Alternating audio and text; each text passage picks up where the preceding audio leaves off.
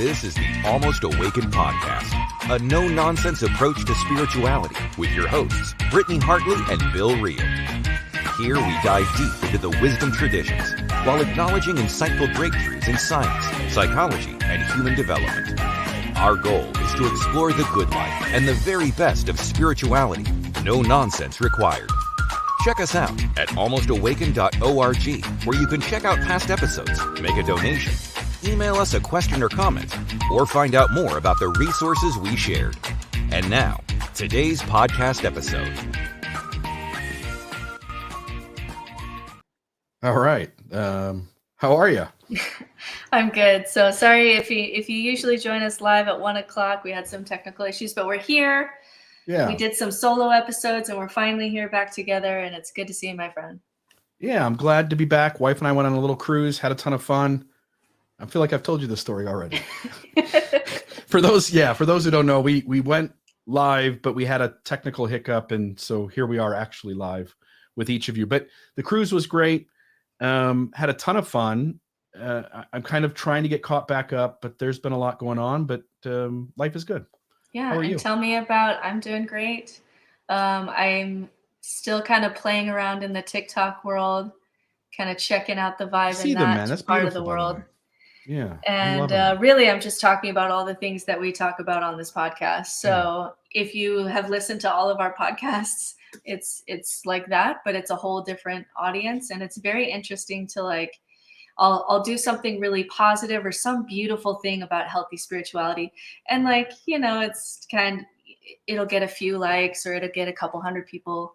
And then I'll post something, if someone's coming and attacking me and telling me that I'm going into hell or quoting a scripture at me or something really incendiary, and I'll respond to it. Then I get atheists and Christians talking in the comment section, and that one will get 20,000 views or whatever. And so it's interesting, and it's interesting to kind of have these conversations and stitch each other's videos. But I also think there's a part of it that's like a moral outrage machine. And I don't necessarily if I wanted to, I could just post content to make religious people and atheists just argue with each other and hate each other. And that would get a lot more views. But it's just not my vibe. So it's trying to I'm trying to navigate that space. So that's where I've been playing a little bit lately. But you officiated a wedding, which I think is really cool. So tell me about that. Yeah. So the first one, I'd done weddings back in Ohio as a Mormon bishop, but those are kind of, what was the words I wanted to use? They're kind of a low level wedding. You're in the cultural hall. People aren't going to the temple to do it the way the church really pressures you to do it. So these are civil marriages. Is the vibe like, oh, you didn't make it there? Is there a little bit of sadness in it? Almost? That's the vibe anytime you don't do the Mormon thing, right? It's like, we'll half celebrate, but we're not going to make it a big thing because you didn't finish the marathon, so good job trying, but you didn't finish the marathon, so here's your participation trophy. Yeah, it's totally a participation trophy. I've been to some of these too. And you know how it is. You decorate the basketball hoops on each end of the cultural hall. I'm the lay bishop. I'm just the local carpet salesman thrown in, so nobody's expecting much. They're really just they're just not high level stuff, but I thought I did a good job on them. 6 or 7 of those back in Ohio. Did one in North Dakota last year for my sister-in-law that I thought was beautiful and went off really well. I thought she organized and put on a great wedding, and I think I didn't take away from that. So this one was in Zion's National Park at a monument there called the Temple of Sinawava. It's just a rock that sits up, and the backdrop is Zion's National Park, which is all this beautiful red rock that's just gorgeous. And in fact, I'll put it up here on the screen. Yeah. Let me put it there. Let me change that. And so, southernutahweddings.org. I think the website looks nice. I specialize essentially in non-religious ceremonies, LGBTQ ally, post-Mormon, spiritual mysticism with a magic mushroom there. Picture of me. Kind of a description of myself, description of kind of the 4 areas I focus weddings on. Some pictures of, my sister-in-law's wedding. You can message, you can call. I've got a little promo down there for the Almost Awakened podcast like that. Love it. And, for folks in Southern Utah where there's a high Mormon population, I'm excited to do weddings for people. I don't think I charge a ton at the moment. I'll probably end up charging what everybody else does, but to get my name out there, I've only been charging like $200 to $300 for something local. I charge $400 to go to Provo for one here in a month from now. But there's 4 or 5 on the calendar. Got my first one under my belt, and I'm super excited. How about you? You've done a few of these too, right? I've done a couple. The last one I did, it was one of those that they were Mormon-ish and didn't make it to the temple kind of weddings. And one side of the family was like super Orthodox, and one side of the family was kind of either out or nuanced.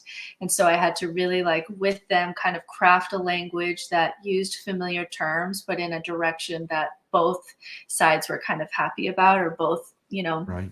groom were happy about.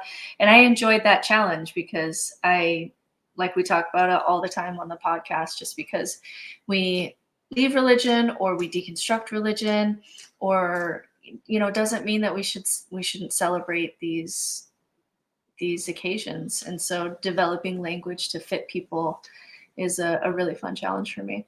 Yeah. And I know we don't get a ton of live viewers. I think when we publish stuff not live, I shouldn't say it that way. We do a live show, then it goes up and it's published and people can watch it after the fact. And we'll get, 3,500 to maybe 6,000 views or listens in total. But normally we'll have 20 to 30 people in here watching live, and there's 0, which tells me that our technical difficulty has prevented anybody from finding us right now. Yeah, and that's okay. But we'll just have a great conversation. Life is impermanent. We're just gonna keep going along because we're loving the journey, even if no one's listening. Who cares? Yeah, we love the journey. And I've learned you were talking before we went live this time about how we've done like 100. Well, the podcast is about 140 episodes old. I've probably been on for, 100 or close to 100.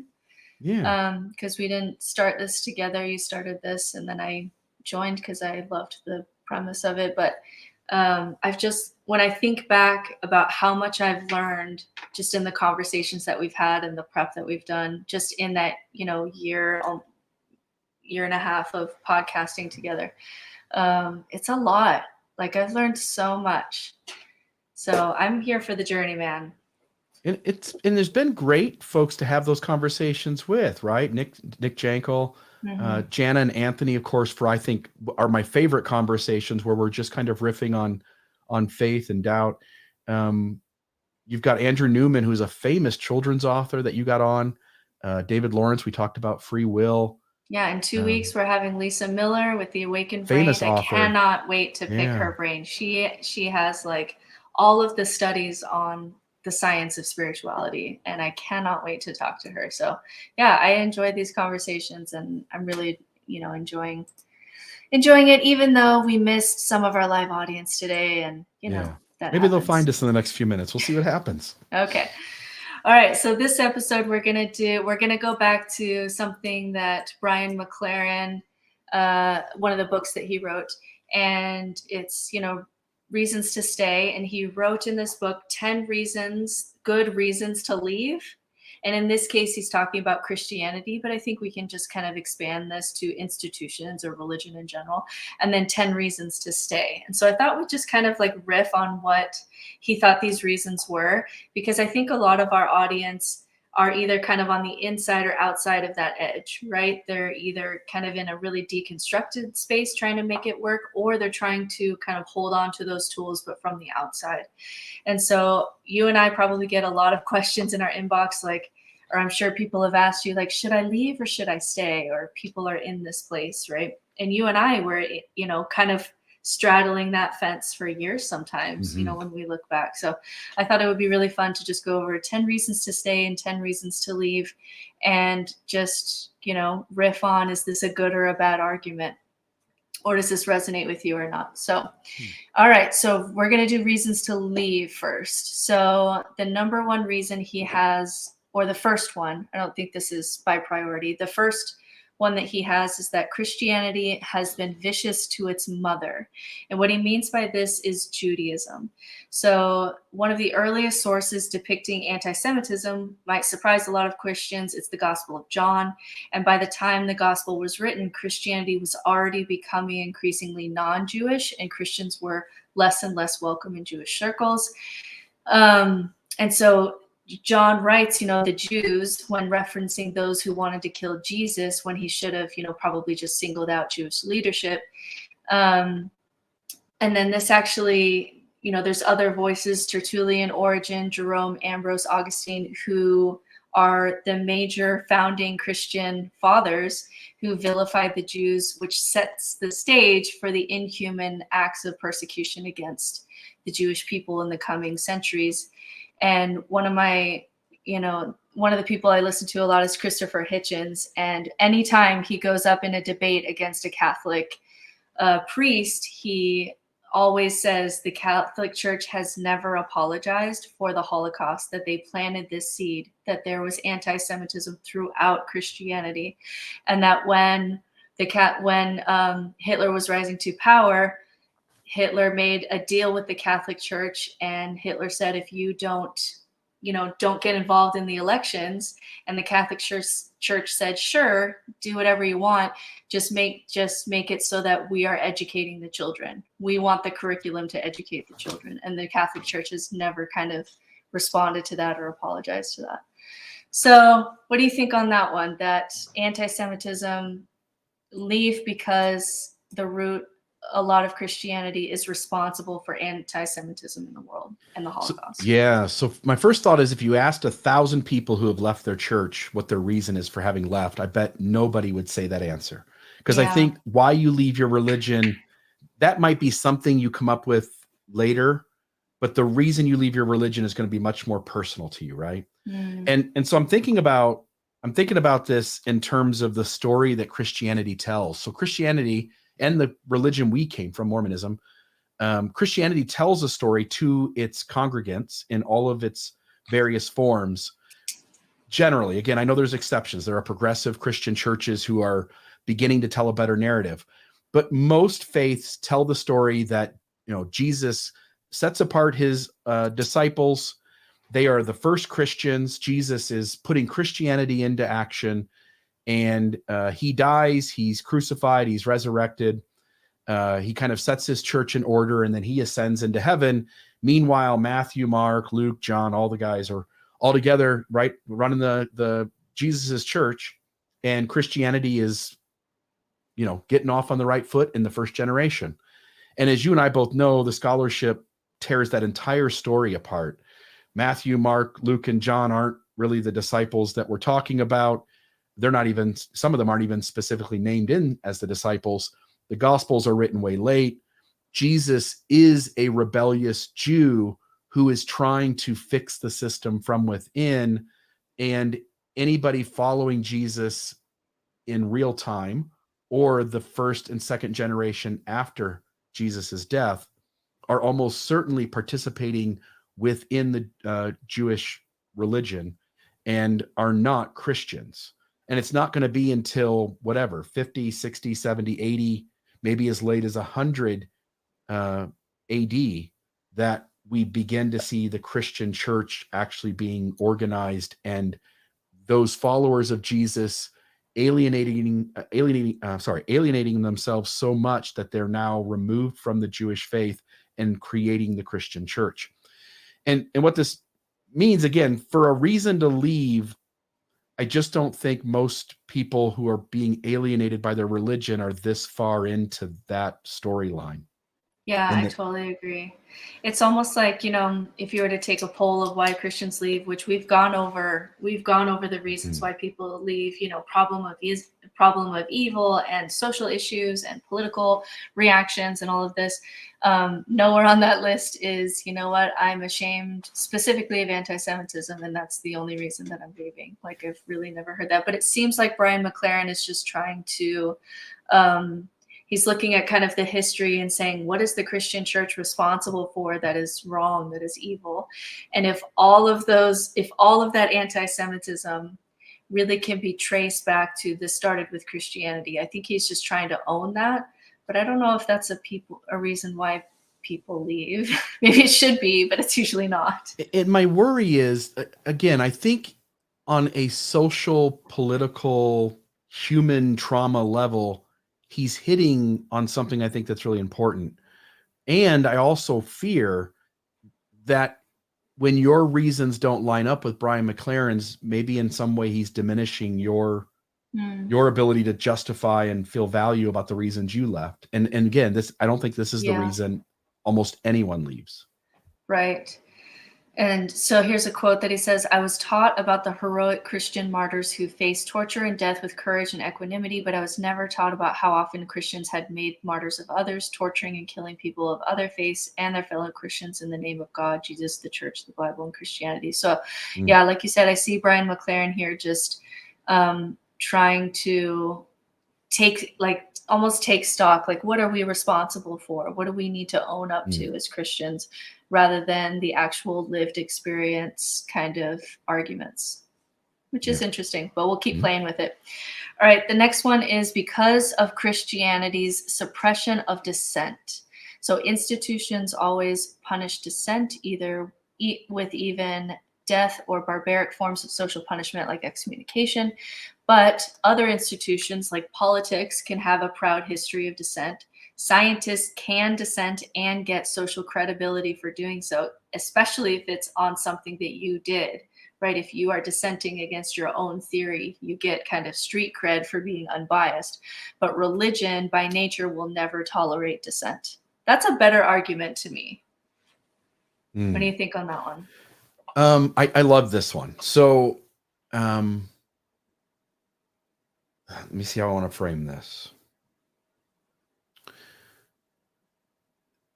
Religion has always gotten it wrong, and here's what I mean.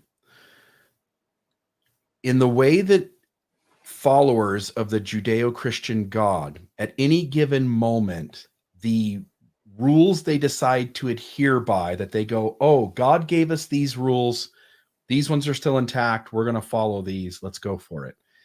At the same time, there are other rules that the Old Testament or New Testament give that Christians in their own religion go like, nah, like those ones I'm not going to do. And then there are a whole nother set of rules that aren't given in the scriptures that the churches enact that you're either following or not following, depending on what year you're a member of that church. So it's easy to use our religion, but in Mormonism, things are constantly changing. And everything was restored, right? The Mormonism is supposed to be a restoration, and yet there was never any animal sacrifices, for instance. So are animal sacrifices good or bad? And the Old Testament says, you know, we're not supposed to mix fabrics, and people right away kind of give that up. And so even Orthodox Jews don't follow all the rules of their canon.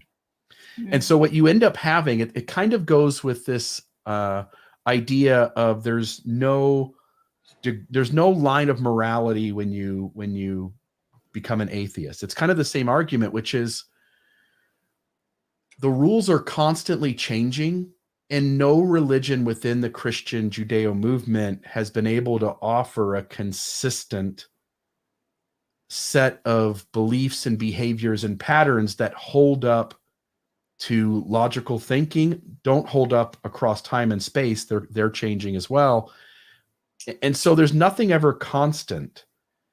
And so for nothing to be constant, but for you not to be able to raise your voice and go like, hey, something's wrong here, is such a weird thing. Like I can't tell the Mormon leader in the present moment he's wrong, but the 10 prophets after are going to disavow something each.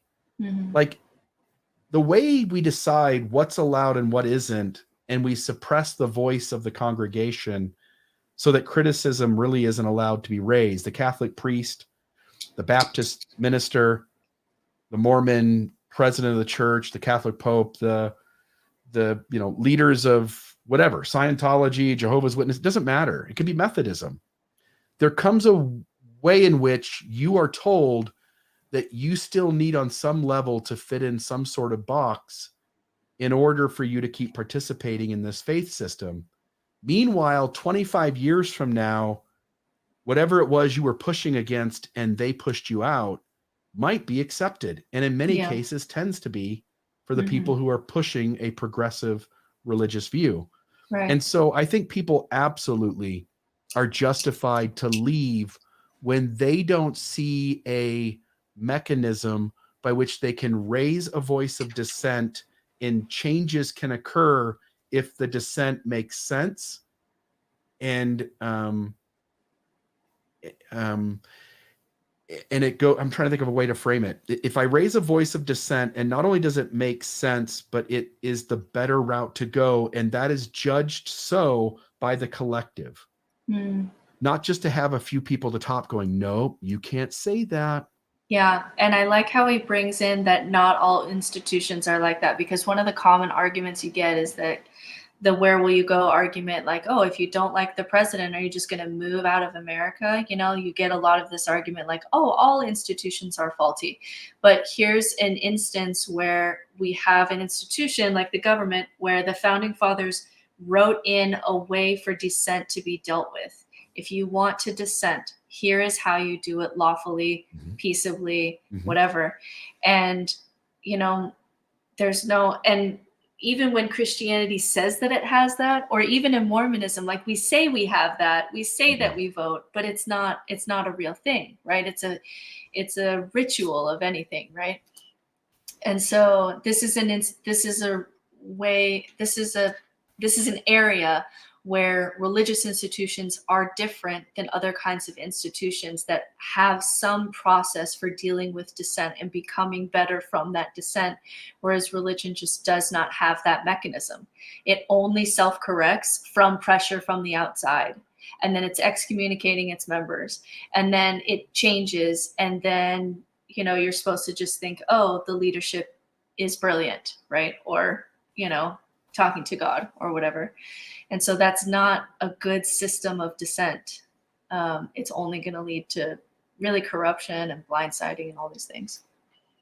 Yeah. In fact, let me put it up on the screen here, and just to note, the Community of Christ, which is a breakoff of the LDS faith, breakoff of Mormonism. It's a competing branch essentially of the LDS faith, but they have a mode of faithful disagreement, and they make it clear that you are welcome to raise a voice to anything. Essentially, there's a certain way they want you to do it. Like, don't be an asshole. That's fine.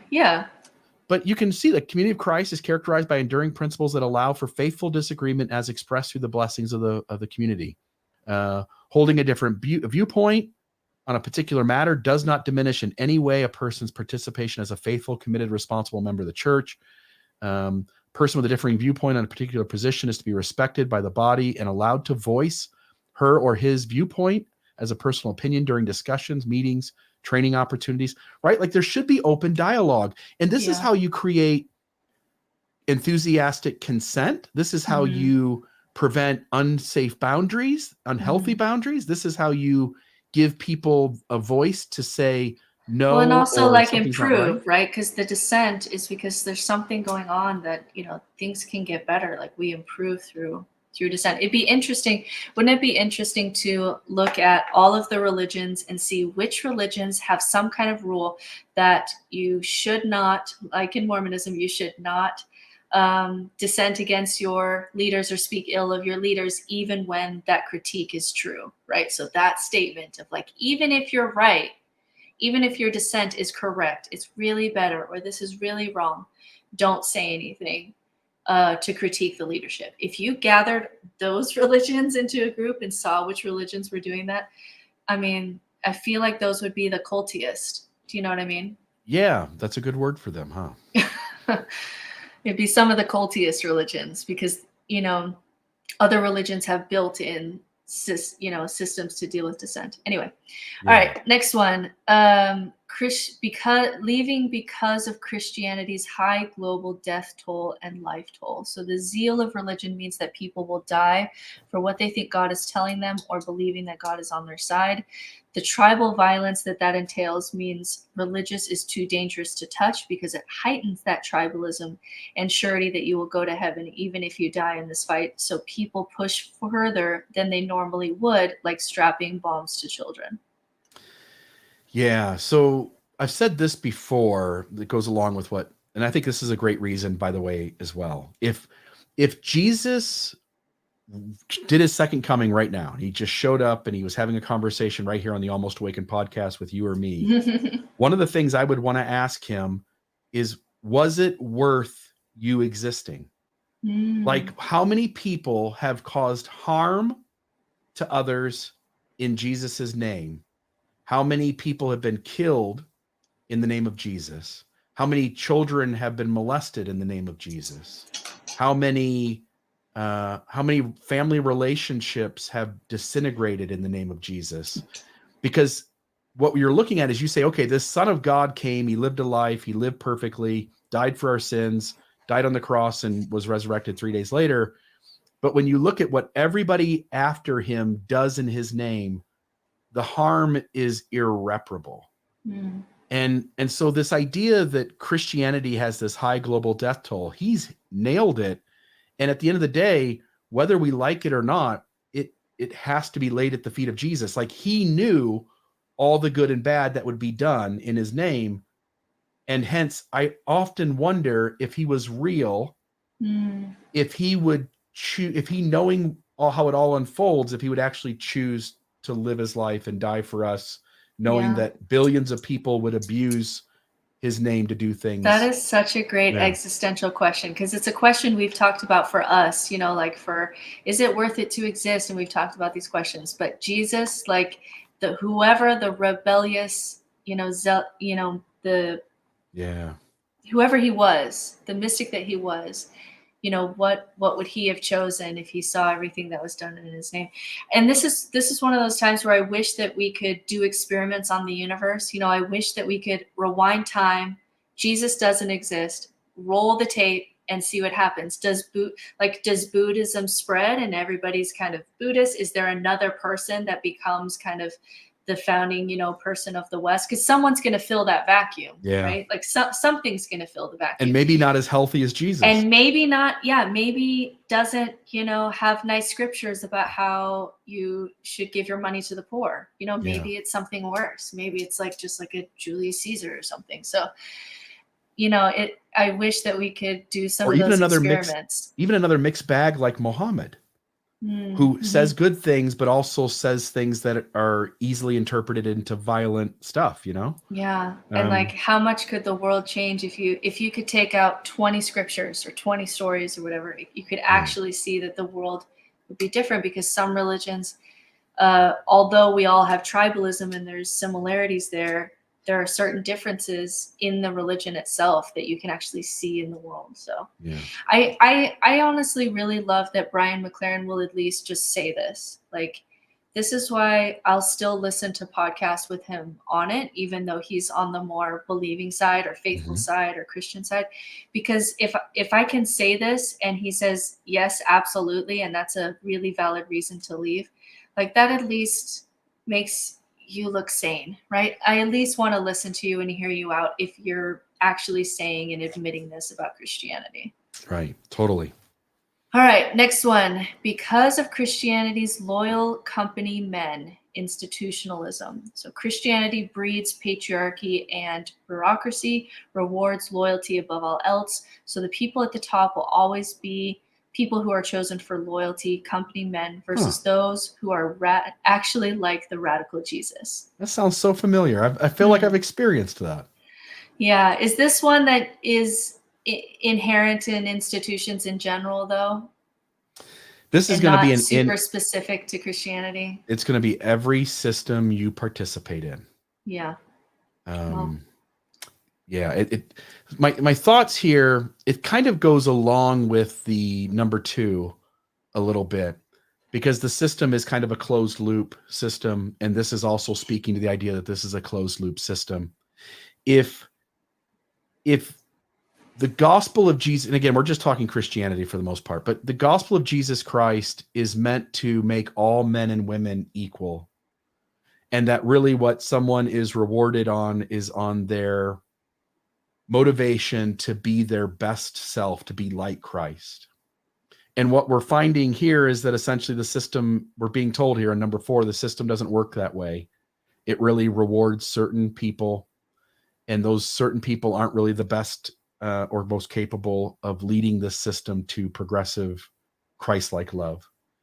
And so I think that's a perfectly good reason to step away from the system when you're being told your salvation hinges on it, and you're looking at the system and going, this system is broken. These men don't have the authority they claim, and this system really isn't set up to help me to be my best self. Then I think you should be perfectly free to step outside of it. Yeah, and I think we all have to choose how much we interact with institutions in general. Because if you don't want any institutions in your life, then you have to go live in a cave, right? Yeah, So, right. I participate in the school system, and there's lots of flaws, and I participate in all kinds of things just by, living in a city and being in a country and all of these things. But for this one, when it's talking about, either your soul or at least like your spirituality, you do have a choice whether to be in that institution or not. Whereas in, if you didn't like Donald Trump, it's a little bit harder to like leave America. Yeah. And to go along with what you're saying, if I participate in Kiwanis or the Rotary Club, or I'm in a bowling league, like these are all systems that have hierarchies to them, and I can do certain things and I can't do certain things. And if I bump into people too much, then they'll find a way to have me exit that tribe.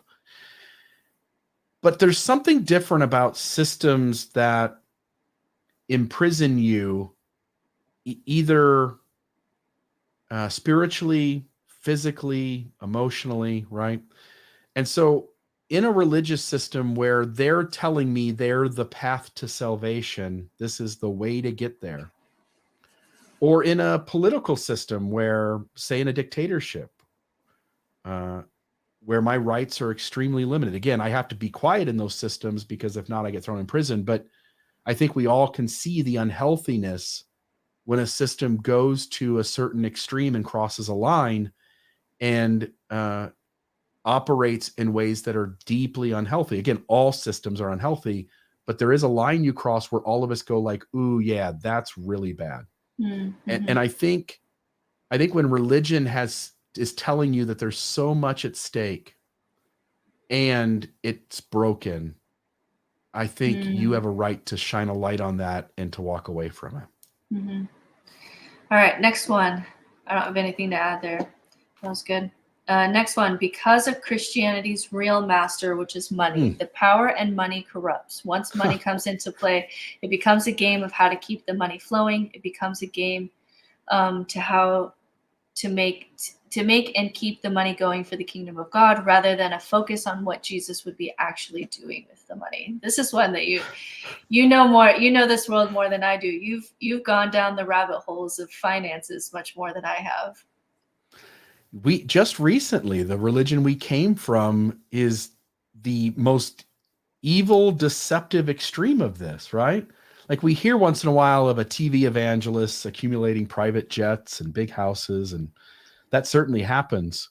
But we just recently ran into where our previous faith did a deep deception behind the scenes in order to hide $38 billion that it was not using to build the kingdom of God, but was just hoarding for some magic day in the future when it'll get to use that. I do wonder, go ahead, finish that thought. Well, just that as the faith we came from is experiencing a mass exodus, there's going to be so few people left to be able to do anything with the land it owns or the money it has, that one has to begin to wonder what its long-term plan even is. Yeah, it'll be interesting to see 500 years from now, where did that Mormon money really go? Because eventually it'll go somewhere. It'll do something. What's going to happen with it? It's interesting because I do wonder if that would always have been the case, or whether, because Jesus, it's so hard, because when Jesus talks about money, he's talking about, rich men not being able to, the eye of the camel kind of story, not being able to get into heaven, but then has a rich church, like one of the richest churches, right? And so it's very strange. And I wonder if there's certain scriptures that help this, like the parable of the talents, that is the one that's always brought up when someone's like, oh, why did you grow your money? And it's like, well, Jesus said, if you get 5 talents, you should increase it to 10. So I wonder if you take out some of those scriptures, if you'd have to wrestle with what Jesus actually said about money, or if it would have always been that way, just because humans and institutions are always that way. Yeah. And how much should a minister make? Yeah, that's a good question. Should he make more than a teacher? Should he make more It's than like I want religions to make less money, but I want spiritual people on the outside, I don't think are making enough, right? Because they don't have a system or an institution Right. supporting them. And so I don't think they make enough. And so if we could move some of that money over there to over there, I think that would help the world, honestly. And I don't know what the fix for it is, because if you're a big mega church, you're going to perceive that money's necessary to do mega church things, right? And but the trouble is, you can't really know what someone's motivations are, and you're sort of wanting your ministers to be altruistic in their mindset, and I just think that absolute power corrupts absolutely. Money is a corruptive force, and I don't think there's a way to fix it. But I think if somebody senses that their church is focused on wealth and not doing good, then I think that person has and there's also no channel for dissent, right? You can't say that. You can't shift. You can't say, hey, let's be transparent, and how should we be spending this, and let's talk about what Jesus said. I mean, there's a whole conversation to be had there. If you can't have the conversation, then you're kind of stuck, right? Right. You should be allowed to leave reasonably. All right, next one. Because of the white Christian old boys network, white patriarchy, these books were written by men without the female perspective, which means relying on these documents to build a religion is always going to be problematic. You can do all the feminist work you want, but any man can say it says right here in the Bible, women should not teach, should not lead, case closed. And it's like you can always play that card because it's always there in the texts. You can never get away from the scriptures, right? So you're either discarding what the scriptures say, and you have to come up with your own moral reason for doing that, or you adhere to them, and then hence you're always creating patriarchy, and you're always creating privilege, and you're always creating these lines of, persecuting people who are gay, persecuting people of color, all because we take things written in a book thousands of years ago that was just myth to begin with, and you're imposing it as absolute truth. And so the moment, because the fix is for you to go, look, someone steps forward and go, look, I'm going to build a church, and we're just going to recognize this is all myth. We don't need to adhere to any of these scriptures literally. We're going to have good, healthy conversations around them. And the things that say bad stuff, we're going to own it says bad stuff, and we're going to use that as a tool to make us be conscientious about the world around us, because the scriptures can be used that way, right? The moment you do that, though, then everybody's like, why do I go to church? This is all make-believe. So in order to have the adherence and the loyalty and the strength of commitment, you have to take these things literally. And if you take these things literally, you're going to perpetuate bullshit. Yeah, and this is an argument. I think this is a really good argument, and it's one I hear being used, not specifically for patriarchy, but I hear it used by Sam Harris, that even if Islam were to, you were to pull out all the most beautiful things, or the 1,000 years in history when it was the center of science and culture in the world and it had its golden age, we still shouldn't go back to religion, even though it has these kind of beautiful capacities, or you can really they can build amazing things, because nobody with just whatever education can just say, but it says right here. And then fundamentalism, and then you're back in the 7th century, or you're back in the 1st century, and you can never escape it, because you won't admit that these books can be edited, that these are human books. And so I'd be much more willing to participate in religion if, there was either a footnote in the scripture that, hey, I think this was wrong, or we don't adhere to this anymore, or some people, just take things out. This is not morality. or whatever, so that we could say, this is a human conversation. Let's edit this book so that when we give a kid the Bible, it's kind of the best wisdom that we have. And it's a continuing conversation, and this document changes as we change. I'd be more up for that, right? But the fact is, like you say, if people are going to get tribal about this religion, it's because this is the book and this is the way, and we do not edit a single word. And so because that card is always there, if you want religion to just get better over time, you'll never fully escape that just one guy can just take one scripture and boom, you're just backwards in history, and you'll never be able to get out of that loop, no matter how good religion does. I think that's a good argument to put religion aside and say, let's try to build society on something else, on some other ideas. Yep, it's a double-edged sword, and it feels like a loss for the Christian church either way. That's interesting. All right, next one. Because Christianity is stuck. The inability and unwillingness to ditch bad ideas, including sexism, racism, and so forth, because throwing a previous leader, people, doctrine under the bus is a dicey proposition that invites doubt. I think you said that before really beautifully. So Christianity stays stuck with bad ideas that it cannot self-correct for fear of inducing doubt. This is one that I feel like you could talk about for hours. Yeah, and it really goes into the thing we just said. I mean, it's the same storyline. By the way, number 7 kind of flows into number 6. Number 6 kind of flows into number 4. He's kind of hitting on specifics, but they kind of fall into just a handful of larger concepts. This idea of toxic theology, it's the same thing we were just saying, which is you have no ability to discard the BS. When I look at the scriptural canon and all of the conservative churches that promote the scriptures as needing to be taken literally, to the extent where some Christians go, the Bible is the perfect word of God. And then you have faiths like Mormonism, which say the leaders at the top have to be obeyed and followed loyally to a T. And there really isn't room to run counter to that. And so there isn't an ability to ditch bad ideas.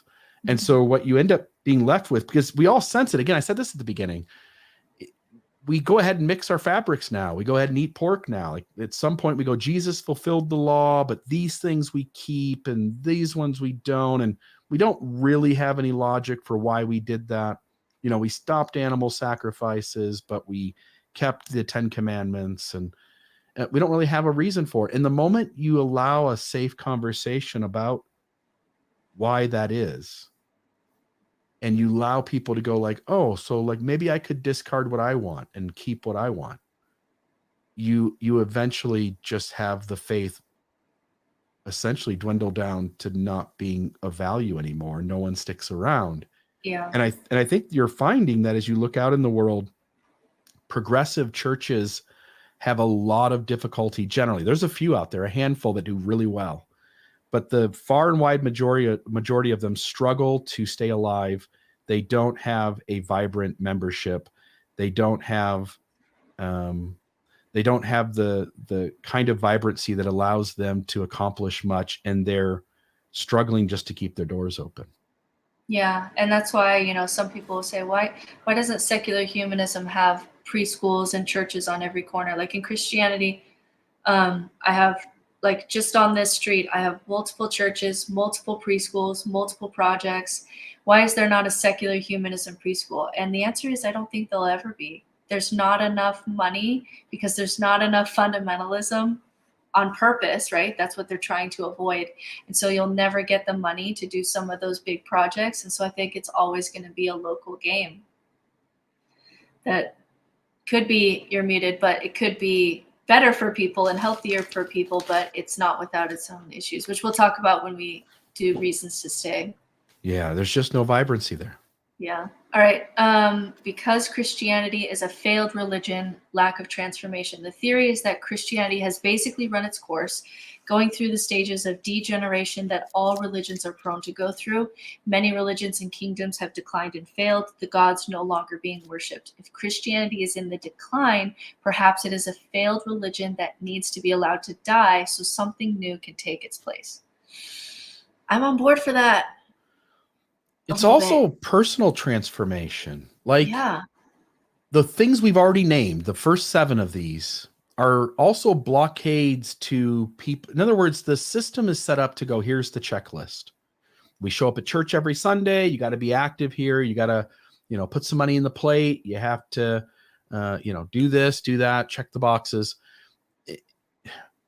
Real human transformation just doesn't fit a cookie cutter formula.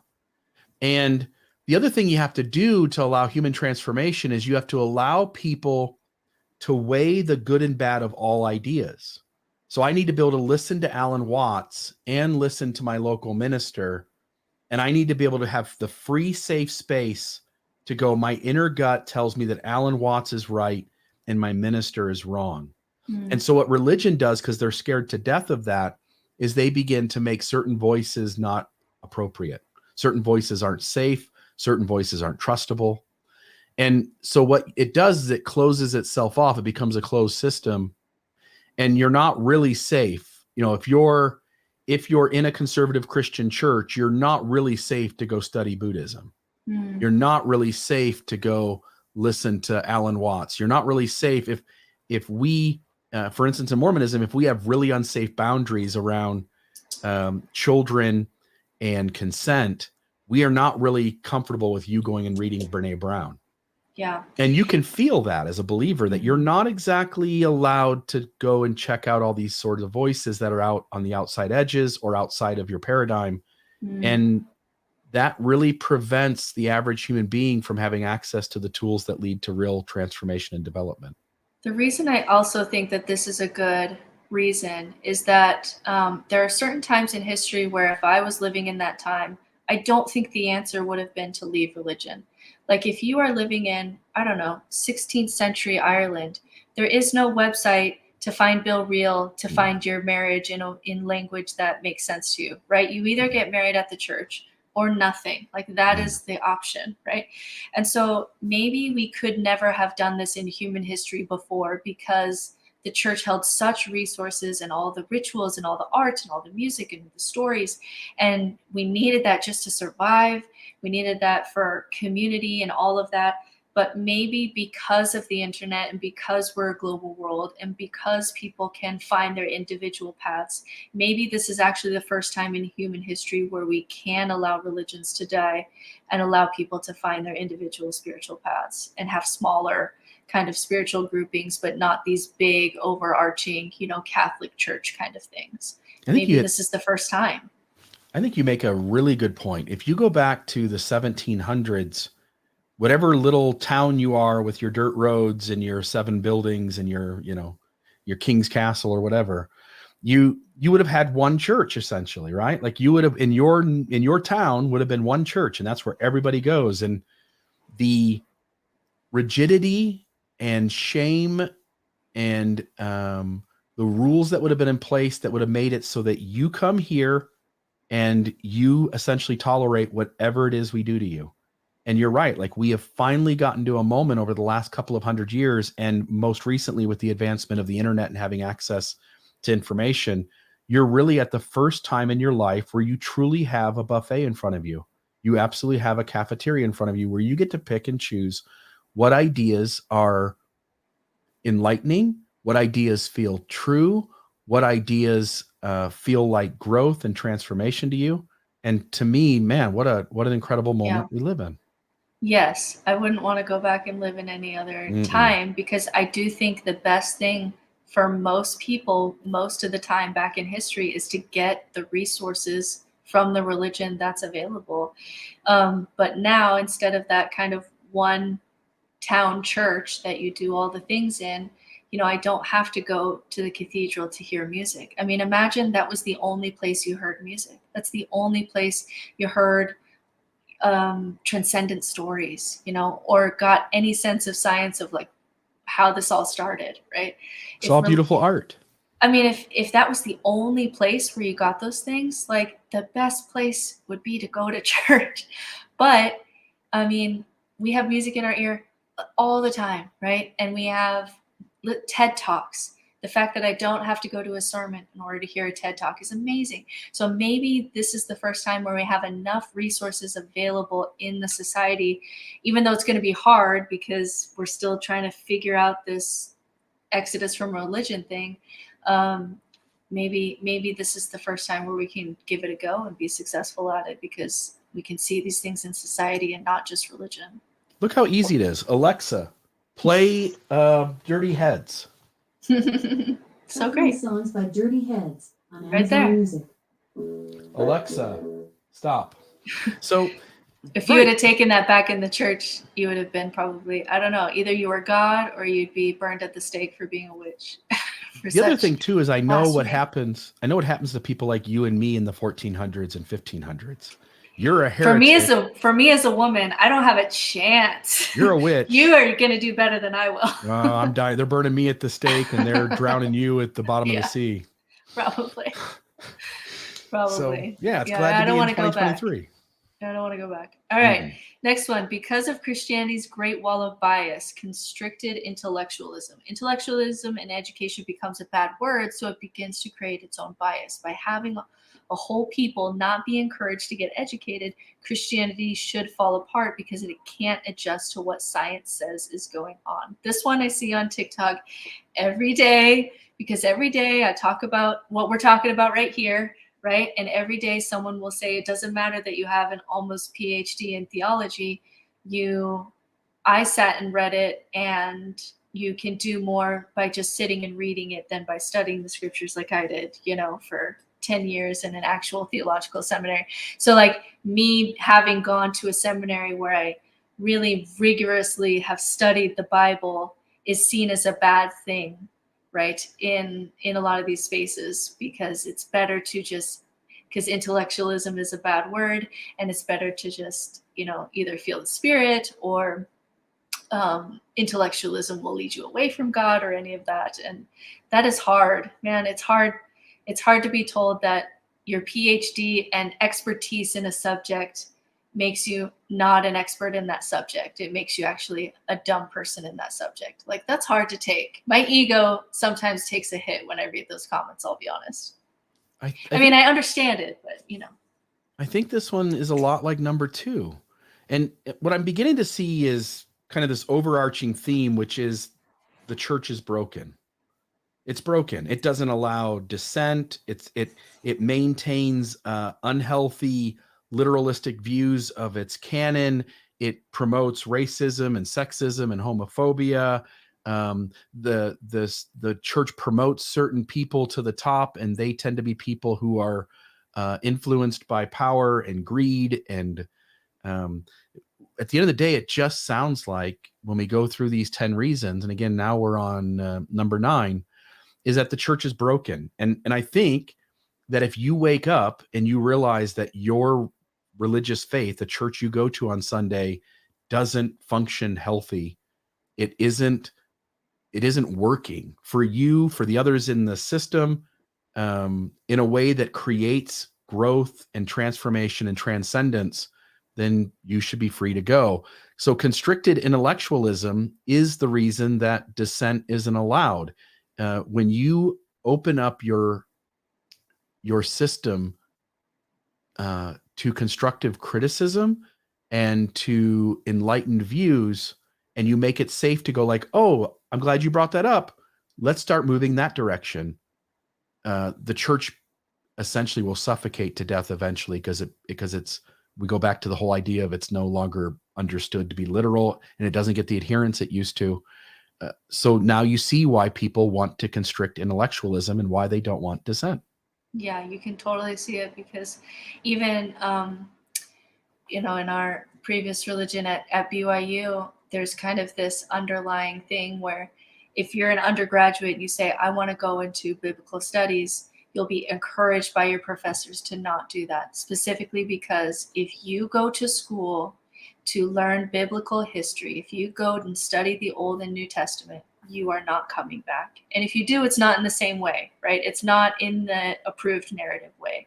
And so they'll literally tell these kids that just really want to study the Bible and they're really good with working with text, that don't go down this road.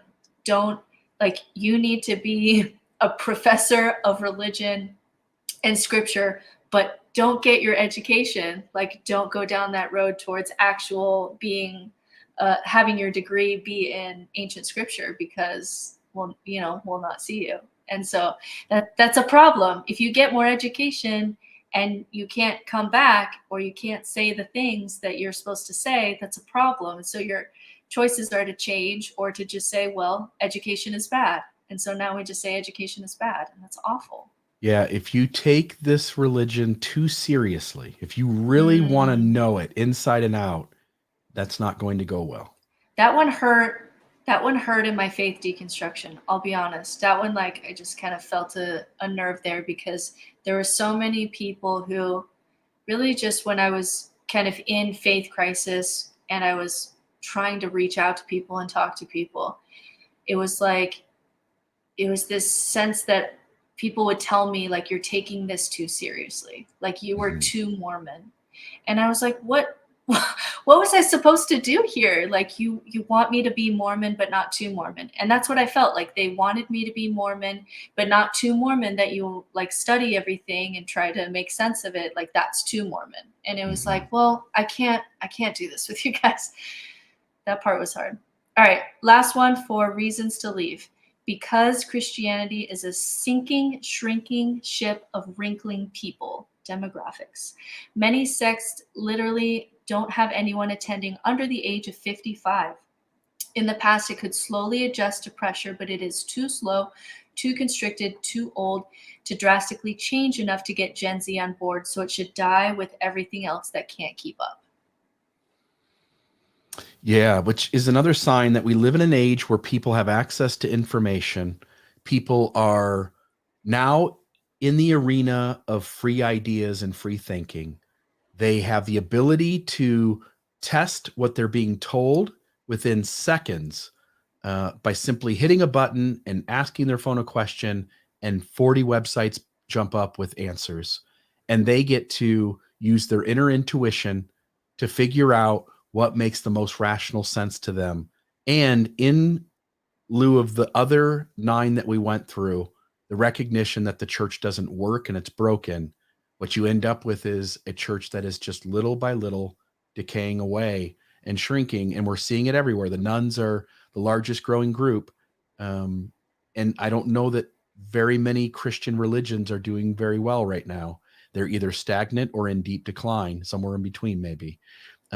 But all of those things added up together. If I was part of a church where I was 20 years old and I was looking around the congregation and there's nobody my age and everybody's in their 60s, 50s, 70s, I'd go find somewhere else to hang out. Yeah. And I do think this one is a good argument, because I think he's right that in the past, you could slowly adjust to pressure. So when the Catholic Church starts selling indulgences, then you get Martin Luther to nail his theses on the wall. And then 100 years later, you have Lutheranism, and you kind of have time to, like, okay, that was wrong. Let's pull it back here.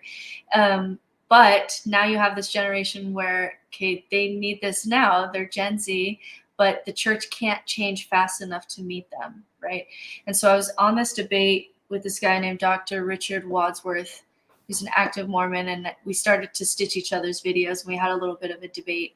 And I asked him, because he was trying to pull out all the good of religion, and I understood all of that. And my argument with him is, this isn't fast enough for Gen Z. They're not going to get on board. What do we, like, how is what I'm doing, trying to do secular spirituality, where you have less hoops to jump through, how is that a worse gift to Gen Z than saying, learn all of Mormonism and deconstruct it?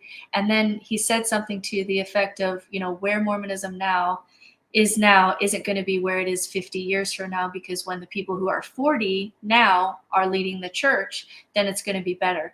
And I said, I'm sorry, we have to give Gen Z something better than wait 50 years. That was literally his argument to me, is that just in 50 years, the 90-year-olds die, the 40-year-olds are doing the church, it'll change. And it's not fast enough. Yeah, I'm not going to ask a kid to stay in the church for 50 years to wait for it to be something that's spiritually valuable to him or her. don't you feel like you've always been given that message? And here's what I mean.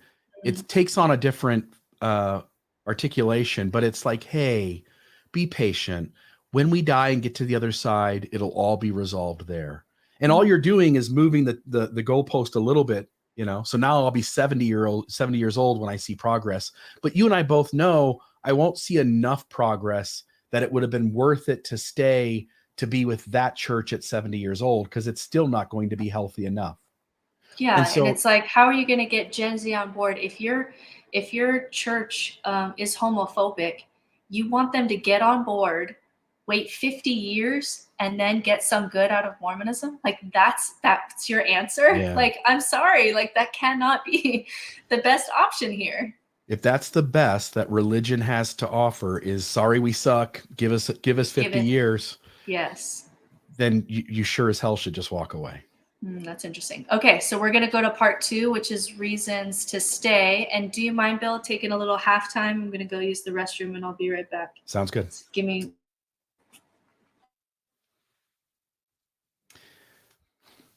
So while she's gone for just a moment,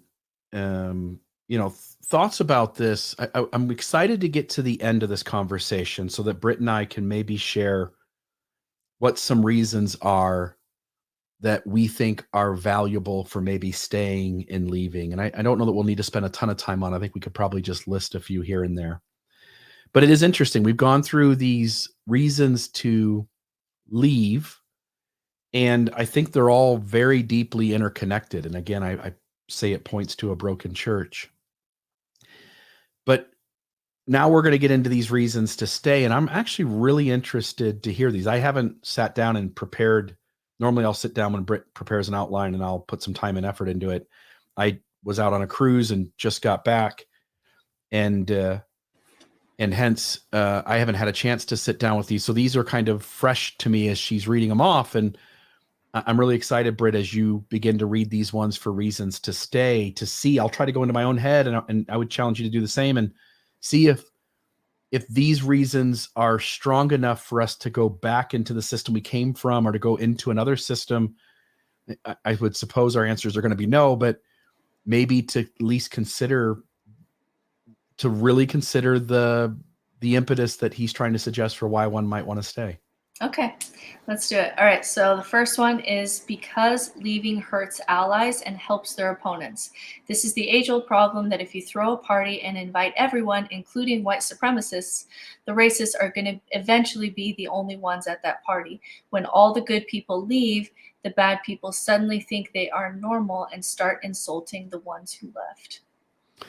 The other side of the coin is if we if we all leave when we feel prompted, unhealthy churches, then we're in an age now where those unhealthy churches will dwindle down to nothing or near nothing. And then all that will be left will be this tiny little church with 25 people in it that just want to hold bigoted and racist and homophobic ideas. And at that point, they'll have so little numbers, they won't have any power or influence to hurt people. So in other words, if we all stay to make it better, we actually might be doing a greater amount of harm because there's more people being affected than if we just let these churches dwindle down to nothing.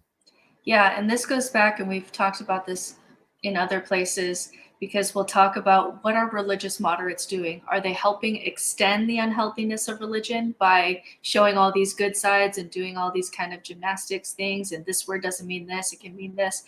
Is that helping the church keep it away from fundamentalism? Or those sane, beautiful people doing that work, are they actually extending kind of the life of the church and all the harm that it's doing by doing that? And I think that's really interesting argument. And again, I kind of go where you are, that if everybody does leave and the only thing that's left is racists and white supremacists or the most fundamentalist or whatever, then it kind of will eventually kind of self-collapse, because there's nothing, especially Gen Z, they're not going to get on board with that. So maybe that would actually be the path to something new, better arising, rather than trying to adjust these religions so that they're helpful to people. So I see the argument. I think for me personally, checking in with myself, I would do this if I still believed in God and Jesus. I think that was the difference for me. So when I still believed in God, but I didn't think that Mormonism was the one true way. I just thought these are all kind of paths of Christianity, or even just paths to God. Then there was enough there for me to stay and be helpful and draw out the beautiful arguments and all of that. But then once I lost my faith in God, there was no way for me to stay without being intellectually dishonest, because the gap between what you're saying and how I would word that is now so great that we may just be speaking different languages at this point. And if I stayed, I'm an ally on the outside too. Like I'm still an ally to just causes on the outside of the faith I came from. If I stayed in the faith, I'm going to be continually traumatized all the time. It was to the point where I was experiencing trauma showing up in my body. Yeah. And so I had to step away. And I can do the same sort of work from the outside. Now, you don't reach the same people, but you reach probably the same number of people. And people have access to you as a tool and resource. And there also needs to be some room for people on the inside to get bumped into enough that they also begin to wake up. And if you smooth things over, you're stopping their process of human awakening as well. Do you think that if the internet wasn't a thing, you'd be more inclined to show up at church every once in a while? Because that kid that's gay, if you don't have, like, times where we're isolated and you don't have the internet, so whatever's being said at church is real. And so that kid may not have ever heard that he's gay and it's okay and he's not fundamentally broken. I feel like I would be more willing to do this if the internet doesn't exist, right? Yeah, I think it's like you pointed out with the earlier point in the reasons to leave. If it's the 1400s or the 1600s, we're going to operate very differently. It's not that. And at some point, this system may change too. I mean, if something happened that took the electrical grid down, we would all go right back to a hunter-gatherer society immediately. It wouldn't function. And so it only works in this modern moment with the way things are now, where we live in a world society where you get to be aware of and interact with people all across the globe, and you have access to information quickly at the tip of your finger. And as long as those things are in place, I think you have the incredible ability to do as much work changing a system for the better from the outside as you do from the inside. Yeah, and that's why I used to love working with the youth when I was in church, and I feel less bad about, what he's saying is, leaving them, because I literally have a Gen Z spiritual program on my website where if a parent really wants to do healthier spirituality, you don't have to go to church to go to Young Women's to find me. If you're looking for me, you can hopefully find me, and I have better resources that are more appropriate for Gen Z that is right there. And so I don't feel as bad for those kids leaving, because if there was a parent who really could have wanted their kids to work with me in the youth program or wanted them to be my seminary teacher, you can find me out here too. And so that makes it less of a, I'm leaving them kind of thing. Yeah. If it were the 1980s, would I stay in church? Because I don't know that I would want to do what Gerald and Sandra Tanner did, which for folks who aren't Mormon, they are folks who criticized the church from the outside, but did it before the internet. So they published periodicals and pamphlets and went to things and passed things out. And it was just there was a lot more physical work involved and a lot more kind of getting bumped into being criticized because you were the only one or one of the few people doing it. I might have stayed to do the work from the inside if it was 1980s. I love that. How about you? Yeah. I think I might have to. Because I don't know, it'd be so hard, because anyone that I meet who says, I went through my faith crisis in the 70s or 80s, like older people who come to our group, I just have an instant respect for those people, because you you took this leap that we're talking about, which was hard for you and me. We spent years kind of on the fence checking things out. And some people took that leap and it was into nothingness. Yeah. Like there's no post-Mormon community to support that. There's no, oh, this is, mass exodus from churches. That's when the Catholic Church started really ramping up, right, in its political involvement. So it looked like everything was going up. And it'd be really hard to do that. I do hope that I would have done the best I could with the truth I had. Like I can hope that about myself, because I went through times where it was hard, where I felt like I was the only person who knew this, even though I wasn't. And so I hope that I would have been intellectually honest back then, but I might have associated with the church more to try to make sense of all of it alone, right? That would have been really hard to do from the outside. Yeah, totally. I guess we all try to figure out where we can make a difference in the world. And you say like essentially intellectual honesty, but I was always compartmentalizing. And I think if I grew up in the 1980s, it would have just been that much easier just to keep compartmentalizing. Because without the internet, the church at the top level couldn't come after Bill Reel. It just wouldn't work that way. It would be the local bishop or the local stake president is bothered by something I'm saying. And I just don't know that I ever was going to affect my ward or stake that way. It was going to take them seeing the public presence on a not a local level, but a more general level for the general church to go like, hey, we've had enough of that guy. Yeah. And that would have been harder because if I would have, especially as a woman in the church, I don't know if I would have been threatened with excommunication, but I didn't feel like I had enough resources for my children to be able to replace the community, that Mormonism can be for people. I don't know if I would have been brave enough to jump anyway, or if that would have even been a good idea. I don't know. And isn't Mormonism, again, I don't want to spend too much time here talking about Mormonism, but isn't Mormonism as a case study? Yeah. Isn't Mormonism at the local level, at your ward level, 1,000 times, again, it's got its own unhealthiness. Don't get me wrong. It's 1,000 times more true than church office building Mormonism.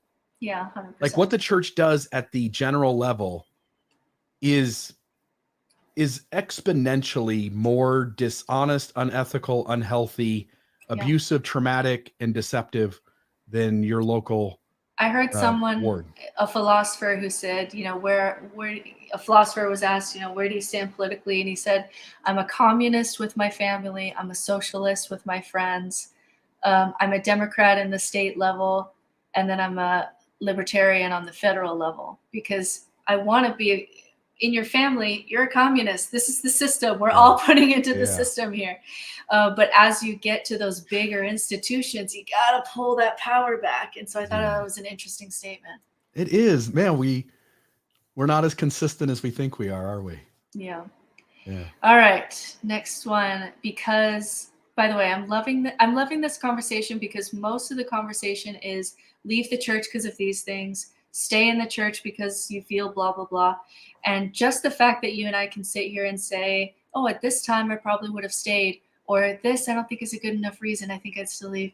Just having that is just such a beautiful thing in the world. And I love that. All right. Next one, because leaving defiantly or staying compliantly are not my only options.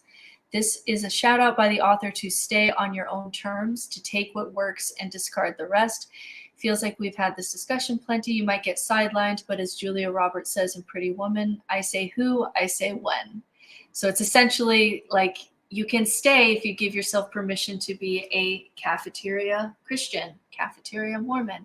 And, staying compliantly is not your only option. You can stay rebelliously. You can stay minimally. There's all kinds of reasons you can stay. And that, I think, is a fair argument. Yeah. And I think for most people, until the moment where it simply doesn't work or hold together anymore, this is exactly what they're doing. Yeah. Even the people who believe more literally, I think on some level, this is what almost everyone who stays is doing. Yeah. And I don't think you can skip that too. Like skip that kind of cafeteria, I'm going to start setting my own boundaries step, because imagine like when you and I met, or even before we met, like 15 years ago, let's imagine, Imagine us listening to one of our podcast conversations. Someone from the future says, here, Bill Reel, listen to yourself in the future, and you're talking about mushrooms and all kinds of atheistic, whatever, woo things. Like, you wouldn't even know how you got there. You No. couldn't, you'd be so terrified. You couldn't just like, oh, that's interesting. Yeah, I'll go that direction. You wouldn't even know how until you go through that stage of like, well, this feels not okay, so I'm going to start putting a boundary here. Like, you kind of have to do that first. It is interesting if younger Bill had met older Bill. Yeah, what would younger Bill have thought about older Bill? If he didn't know that it was him in the future, he would have thought that person's a heretic or something. It wouldn't have made sense. He wouldn't have made sense of it because his world fit together so beautifully, and he loved it the way it was, and he wanted nothing more than it to just keep going on the path it was going. And if nothing changed, that was the most true life that could be. Yeah. Yeah. I think if younger me saw older me, I'd be really scared that I lost God. I think that would have really scared me. Because when I started a faith deconstruction, I didn't lose God right away. Like, I held on to God for a long time. And that was almost like a landing platform that allowed me to kind of faith deconstruct. But that was kind of like holding on. That was a structure holding on to a lot of fears. And so seeing me kind of lose my faith in God, I think that would have scared me.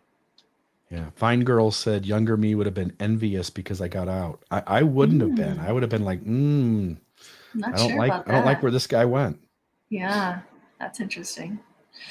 Because where else would I go? Where will you go? Where will you go? I feel like somebody's used these before. I don't know, like almost to a T. Yeah, because there's some of these things, it doesn't matter if it's in Mormonism or Christianity or what brand of Christianity, it's going to show up, right? It's just going to show up in the narrative.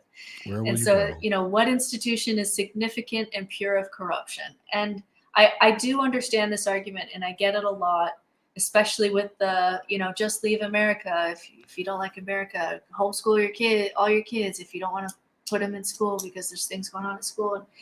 And I understand the argument, but like we were talking about earlier, there is a difference between institutions. Some institutions are healthier than others. Some allow for healthiness to continue to improve, and some shut that down.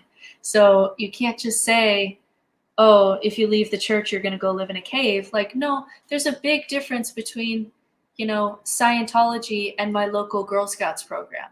Like, there are grades of gradation in between those two institutions. So that's where I go with that one.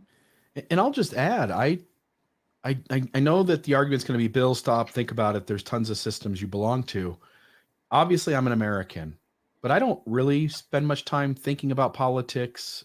I don't know that, again, no offense to the audience, I don't really care much about voting anymore. I still do, but I don't really care much anymore. I just don't think it makes much difference. And I think both choices often are unhealthy, especially at the national level.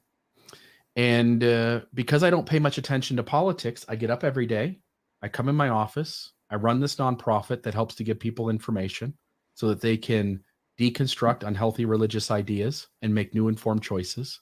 And I go out and hang out with my wife and my friends, and people can go, your friends are a system. Sure. But we are at the smallest group level, and I tend to not get involved beyond that because I just don't see the value, and I see it takes an emotional toll. Even just to watch the news every day takes a toll on you. Yeah, my mom watches the news every day. So when she comes over and it's 5:00, which is already a stressful time in my household, she'll turn on the news, and I literally cannot stand it. Yeah. It just feels as though for my own well-being and for the good that I like to do in the world, I'm better off staying in my own little space. And so when you say, where else will you go? I'll just stay at my house and take my wife bowling and go to dinner at the Indian restaurant and go to a concert and hang out with my friends. Yeah. And some of that's money too. Like as soon as you pay, like I'm hooked up to a sewer network and I pay a bill for it. And I don't know, like there's smaller, it almost seems like the smaller, like the city sewer bill seems to be less corrupt than some of these huge, big, giant institutions, right? And so it almost seems like the local the local level is really where it's at, which we may be able to do now. Just wanted to know what Fine Girl here says. Again, we only got 2 people watching because, again, we did this on Thursday. Normally we're on Tuesdays, and we had a glitch at the beginning that I think cost us. But I love this discussion so much, but sadly I have to run to a staff meeting. I'll have to finish it tonight. Thank you for talking about this. So thanks, Fine Girl. All right, next one is because it would be a shame to leave a religion in its infancy. Judaism can now hold different political parties and has become a culture in America where truth claims have been dropped along the way until all that's left is a helpful community conversation. Every religion with time could also become that. We're 2,000 years into Christianity. You think it's had its time? If you're telling me we're still at 5-year-olds and I got to wait another 32,000 years to get to be a teenager or something? You got to wait at least 3,000 or 4,000 years so that it can catch up to how old Judaism is. That seems like another one of these, like, yeah, give it another 50 years. And, you know, it's like, your 17th great grandchildren, they're going to see a cool thing. You ought to just hang around and help make that happen. I think there's a much better chance that religion as we know it completely dies by the time that Brian thinks that religion will mature. If we're 2,000 years into Christianity and it's still as effed up as it is, I would rather just count my losses and move along.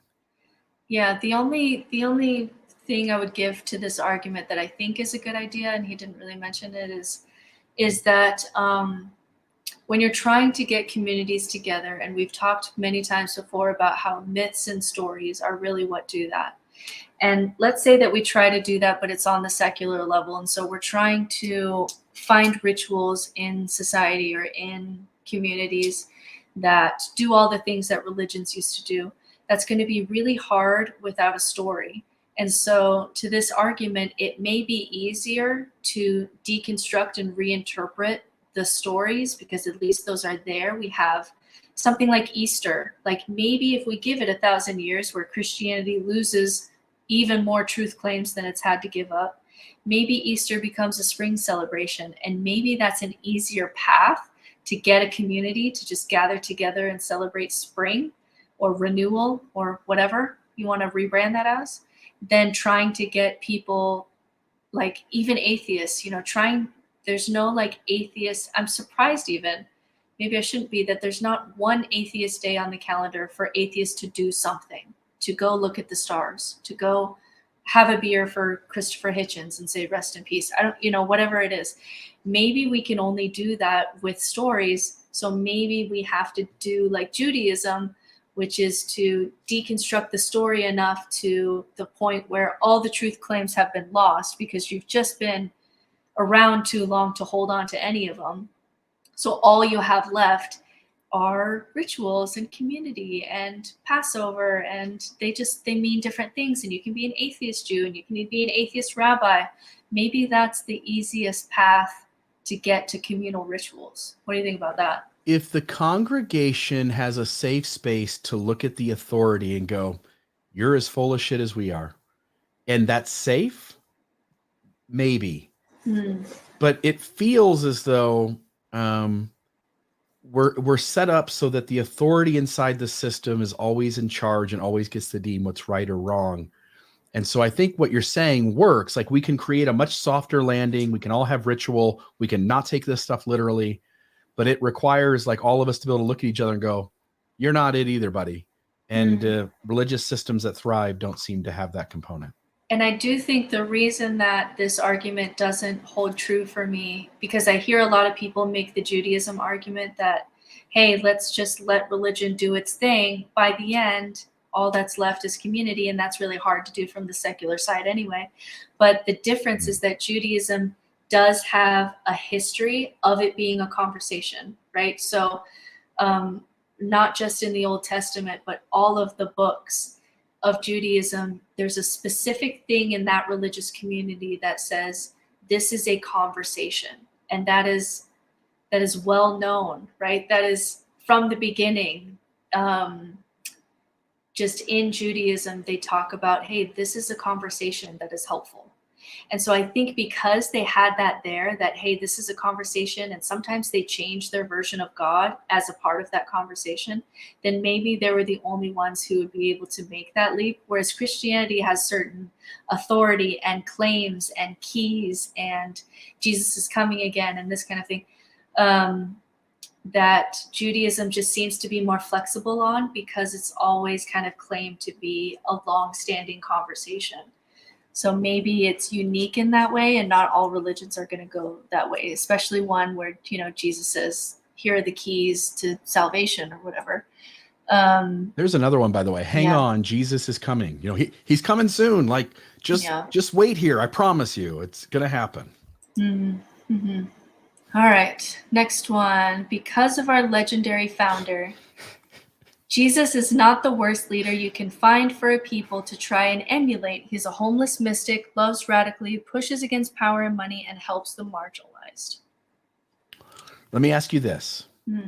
Would you personally benefit more in your own spiritual journey if you spent 6 hours a day studying the teachings of Jesus, or if you spent 6 hours a day finding voices that you know to be wise, that you would enjoy reading from? So I'll give examples.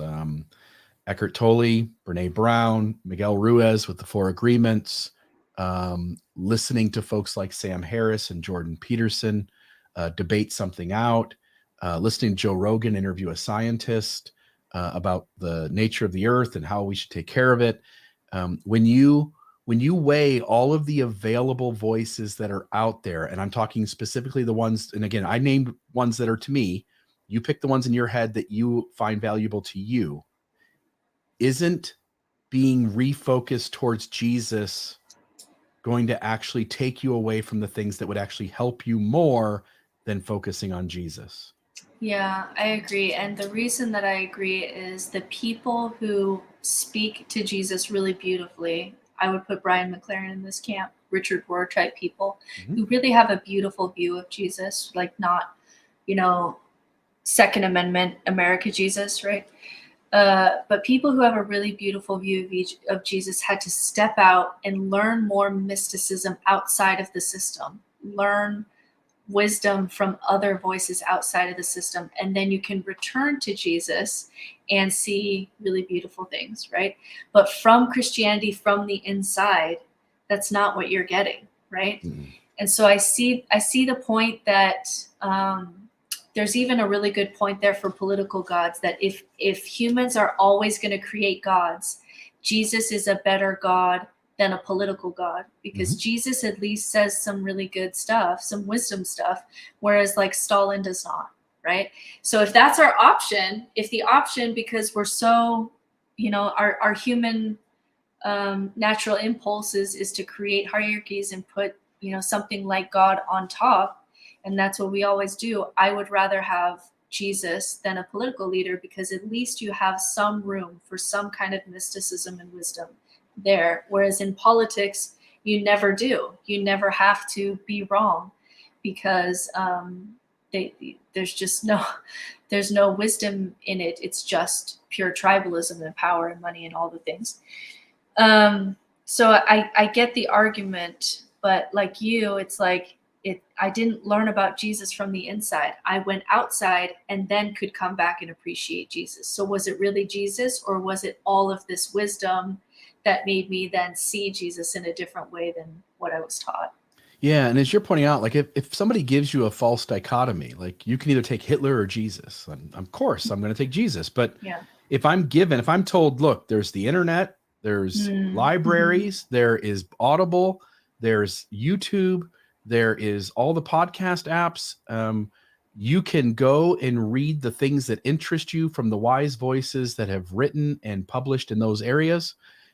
Or you can go into the New Testament and read about Jesus, where it is a mix of some things that Jesus said that were good, a few things he said that were bad, and then a whole hodgepodge of things inserted around him that are a mix of good and bad, and maybe even more bad than good. And I'm supposed to make a life of that? No, I'll take Alan Watts and Brene Brown every day. And that may be a reason why this is a better opportunity to leave religion than even in the 20th century, when leaving religion really did kind of give rise to some political gods. Maybe we have a better chance to not, if the internet would have been going on during the Holocaust, where people were writing out their story of what was happening to them and the whole world was watching, maybe we have a chance to avoid some of those political gods because of the age that we're now in. That's the hope, right? I hope that.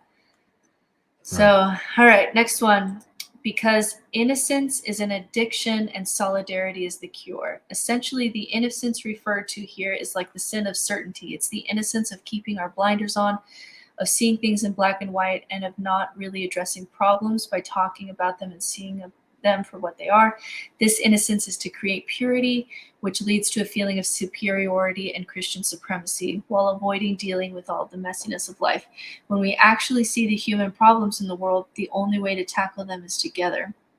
And we only try to tackle them when we develop empathy, which we only do when we get out of our bubble and quit feeling superior. So I think, and I heard this on a podcast, so what I think he's saying here is that when you begin to see Christian problems, you actually begin to see them as human nature problems, which we've talked about on the podcast, that we create gods, that we have fears that drive wanting to have a cult leader tell us what to do, right? So once you see these problems as human problems and not quote unquote Christian problems, then it gives you the space to say, okay, I can work on this and kind of help humanity in whatever way I can. Avoid these problems, and I can do it exactly where I'm at. So I may as well stay because these are human problems, not Christian problems. Yeah, I got to think this one through for a moment. So essentially, innocence referred to as the sin of certainty, that we should hang around so that there is a more full discussion, so that folks who are naive or innocent can hear other views and be impacted to see humanity in a more fullness, right? Yeah. But the trouble is, in his first list of 10, we're told the reasons that are reasonable to leave, and they're the reasons that get in the way of this number 16. So if I'm not allowed to dissent, I'm not allowed to raise a critical voice, if certain people are always in charge, if the church is much more concerned about wealth and money, or in your case, if you get excommunicated from the community for trying to rid ourselves of the innocence, right? Yeah. Essentially, this is a beautiful idea in a vacuum, but because it exists along the 10 problems of why to leave, it actually you never really get to stay and help the innocence of others.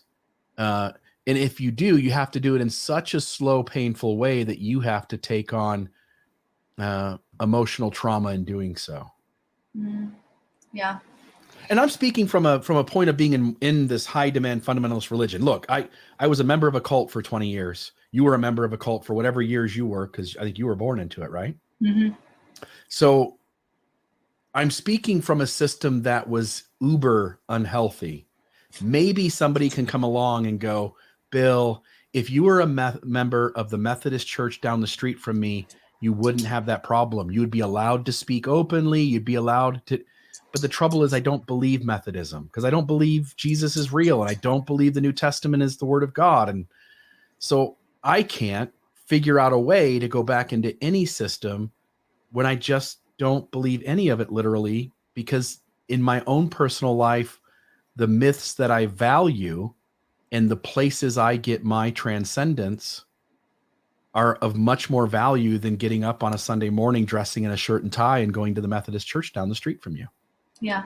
And I do think, though, it is healthy. I don't think you have to go back or stay in the church to do this, but I do think it's healthy in the, not in the maybe first year or two after deconstruction, but I'm talking a decade or two later, to really go back and look at your church and do see the humanity of it, right? Do see like, this is human nature, right?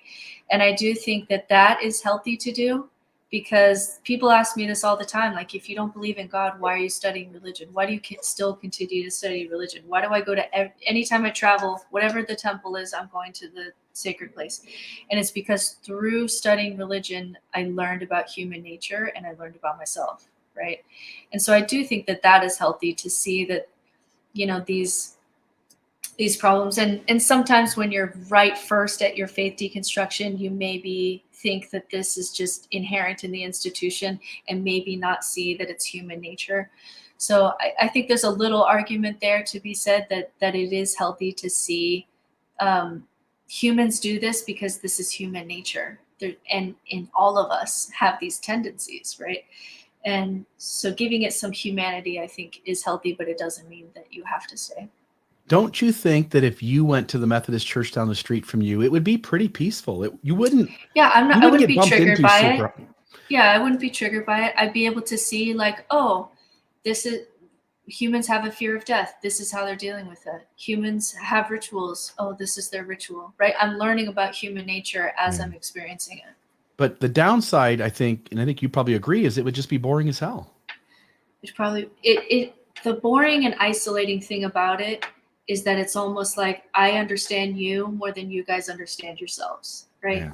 Because I've been down the path, I've been studying this so long that I see what we're doing here, right? It's like you see how the sausage gets made. And so like it becomes less and less interesting when someone says, oh, this is the one true church. Like if we were to walk into a different church and they were to say, this is the one true path, you and I would be just so bored, right? Just like, put a you guys brain. all think that, huh? Oh my gosh, give me a revolver. Let me blow my brains out. Like, you know what I mean?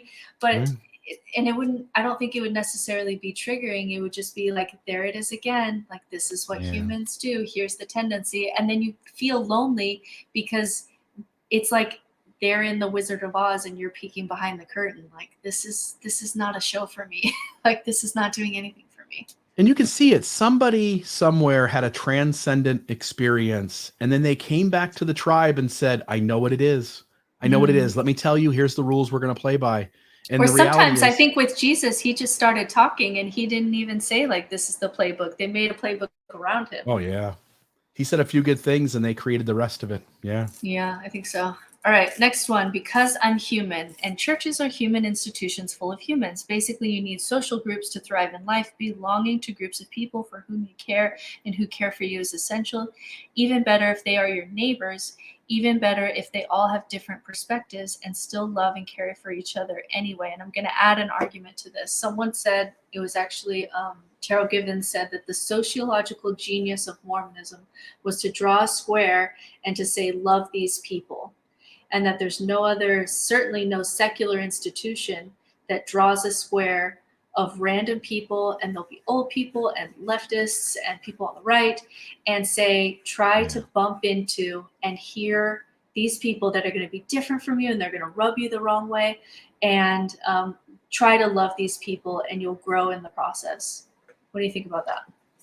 Yeah, if you could draw a random square around 100 random people, and in that random square were folks who were gay and lesbian and transgender, there was white people and black people and tan people, there were men and there were women, and there were folks who don't fit into either of those binary labels, then yeah, I would do that. And I'll tell you another thing I would do, like this number 17. If you lived a block down the street from me, and Anthony Miller lived another block the other direction, and Janice Bang, and you guys said, look, every Sunday, let's go visit a different church, and then let's go to lunch afterward and talk about it. And I'd do that in a heartbeat. That sounds magical. But to go to a church simply because there's humans there, I got plenty of humans that I like to be around. Yeah. And I get, we need to be challenged. And I think I put myself in spaces to be challenged by opposing viewpoints all the time. I don't think I need to stick myself in a building for 2 hours or 3 hours with humans that that believe things that I couldn't even begin to get on board with. I don't know that I need to suscept myself to that to have a better life. That doesn't make sense to me. I wonder, so, the social media aspect here is a two-edged sword, because you and I can have this lovely conversation even though we're not neighbors, but also you can get on social media and eventually get it to the point where the only people who are in your circle are people who think and are just like you, right? And so if that is where social media is taking us, is there a wisdom in showing up at a building, because that may be the only place in the future where people actually bump into each other face to face and have to hear a story without the algorithm saying, oh, you wouldn't like the story. It's an argument. It is. That is an argument. And we live in a world where that is sort of true, isn't it? It's sort of true, but I do think the reality is, if I were to, like, I'm playing chess with myself here, my counter argument to that would be that Gen Z has heard more stories in just 1 year being on TikTok or Instagram than their great grandparents did their whole life. Do you know what I mean? Like, Yeah. the reason that they're different, the reason that they're more acceptable and empathetic is because they hear more stories and see different walks of life than any other human generation before them. So I don't think that we have to show up at the building to bump into humans. I think as a global society, that's just going to become inherent. And even if social media does make that hard and there's challenges, I do think that we are conversing just at a greater rate than we used to, when maybe that was the only time you had social time, was when all these people on different farms went to the local church house. But it's not that way anymore. We're talking to each other all the time. Yeah. And like you're pointing out, because of the way the world is, you're interacting with people of different ethnicities, different heritages, different life experiences, different sexual attractions, different races, different traditions. Like, yes, the algorithms are putting in front of us the things that we'll keep scrolling through and watching. And we have access to people's experiences all across the world. And I think both things are happening simultaneously. Yeah, I think so too. All right, next one. Because Christianity is changing, the kids could bring in a whole new era of social justice Jesus. We just saw that new commercial at the Super Bowl even. Maybe Christianity will change to respond to the pressure that it's facing, and social justice Jesus that Gen Z will usher in. We know that they're more politically active. We know that they're more into diversity and empathy and all these things. Maybe they're going to bring in social justice Jesus that will make the world a better place. This also seems like, hey, wait 50 years. And I'll add, when you guys have it all cleaned up and ready to rock and roll, let me know. Like, I don't need to waste my time in it while you get it ready. It'll be funny. It's funny that you need social Jesus to make the world better, because the Christianity that's in power, is the one stopping it. So it's really like, it's Jesus versus Jesus in that scenario, right? It's kind of the Christian right versus this kind of younger social Jesus left, and both sides. So which one is Jesus? Like, it's Jesus versus Jesus here. Maybe we need to get off the Jesus game and try another game. Yeah. I don't buy a car as parts before it goes to the factory. And you go like, hey, here's a pile of parts, buy this, and we'll see you in a year and we'll have a car made for you. I think to buy into like, hey, stay here, we're changing this thing. No, you go ahead and change it and let me know when you got it completed, and I'll evaluate the finished product. And if the finished product is worth my investment of time and energy, I will go. And I think to be fair to you, I think you would, if Christianity really starts changing because it's being so rejected, and they just do this whole social justice Jesus thing, and all of a sudden the Christians in your area start to be the ones to organize just like blood drives and community events and helpful things, and they're protesting things that are wrong, and they're putting pedophiles in jail. I could see you going out and being like, okay, all right, I can get down with this Jesus. I'll join your protest or whatever they're doing.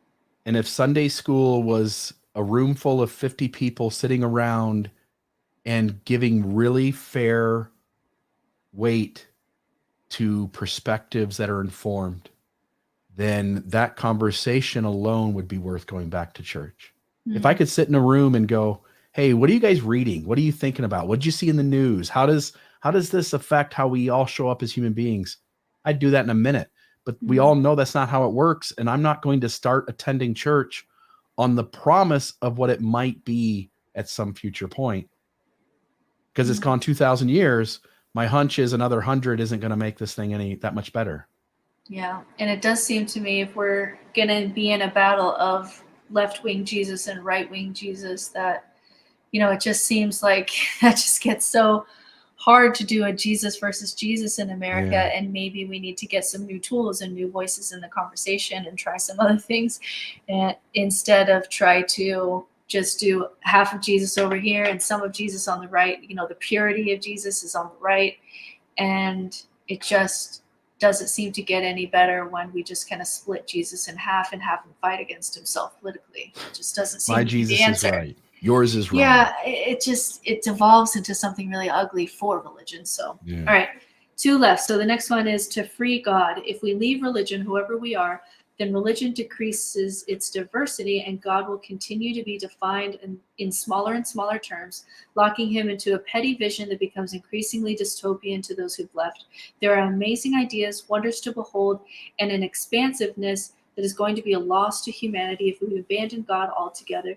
We can't let God be whittled down to an idol for white supremacist patriarchy. I don't agree with this at all. So Okay. outside of the church, again, what he's saying is that if you guys leave the church, and he doesn't say the church, he says God. So he's replacing one with the other. The reality is that spirituality, the creative energy of the universe, the omnipotence, omnipresence, what's the other one? But all of those exist without buildings called churches. And so as I look around and I listen again to Alan Watts, or I listen to a Joe Rogan podcast about whatever it is he's talking about that day, or I listen to Jordan Peterson and Sam Harris debate dogma in Vancouver, Canada, I'm connected to that divine energy in all of that. So I don't think if we all stop going to church, I get religion dies, but I don't think the human propensity to wrestle with the universe at large goes away. And so I'm not convinced that we free God better by staying in church. I actually think we free God by letting the churches die. Yeah, and I think this is the argument that, okay, once you leave church, then you're leaving religion and you're leaving all these tools and you're leaving all this mystery of the transcendent, because sometimes, and it is fair though, that sometimes atheists will just talk about the evils of religion and they won't speak to just the mystery of consciousness. Like, these spaces that just demand some awe and transcendence when we talk about it. And so it is a little bit of a false dichotomy, because, and especially because when you look at the statistics of people leaving, the people who are leaving churches still believe in God. Gen Z, not on board with church, still majority believes in God. So, atheist, I think the last numbers were 14%. And yes, that has doubled from 6% to 14%, but that is not a majority. And even many of those atheists have replaced God with something like energy, or, something else that is somewhat transcendent. So the idea that if we leave religion, we lose the transcendent. Obviously, you and I are doing this podcast at all and having people listen to it proves that that's wrong. How small is God that if we leave the churches, he gets locked up? Like it says to free him, right? So Yeah. Meaning the opposite, if we leave the churches, the opposite of that happens. God becomes captive. So how big is God if my leaving the church and you leaving the church puts him in captivity? And how small is God if we all leave the churches, religion dies, and he dies with it? Yeah. Like, it's that's almost pretty as if tiny. it shows that Brian McLaren really has no faith that God can exist outside of these institutions, right? Or that God in society, like that God and the transcendent and all the things that he loves about God, or, these mystical places, that will all be lost if we lose the religious houses that these stories have been housed in for thousands of years. But I have more faith than him that there's more God outside than inside. And this might be shining a light on Brian's blind spots. meaning that maybe he has some development to do to recognize that God is bigger than these organized institutions. Or that there's more potential to still have these things that he loves about God outside of institutions, right? Yeah. So it doesn't mean that I think he's stupid because he's not an atheist. It's more this argument that the way things are now isn't the way things always have to be. It's like Augustine was asked something like, should Rome continue to exist? And he said something like, I don't see the world even functioning without Rome, because, however societies function, it just feels in the moment like it's always going to be this. Like all these things are interconnected. This is the structure, but those structures can drastically change. We don't need Rome for the world anymore, right?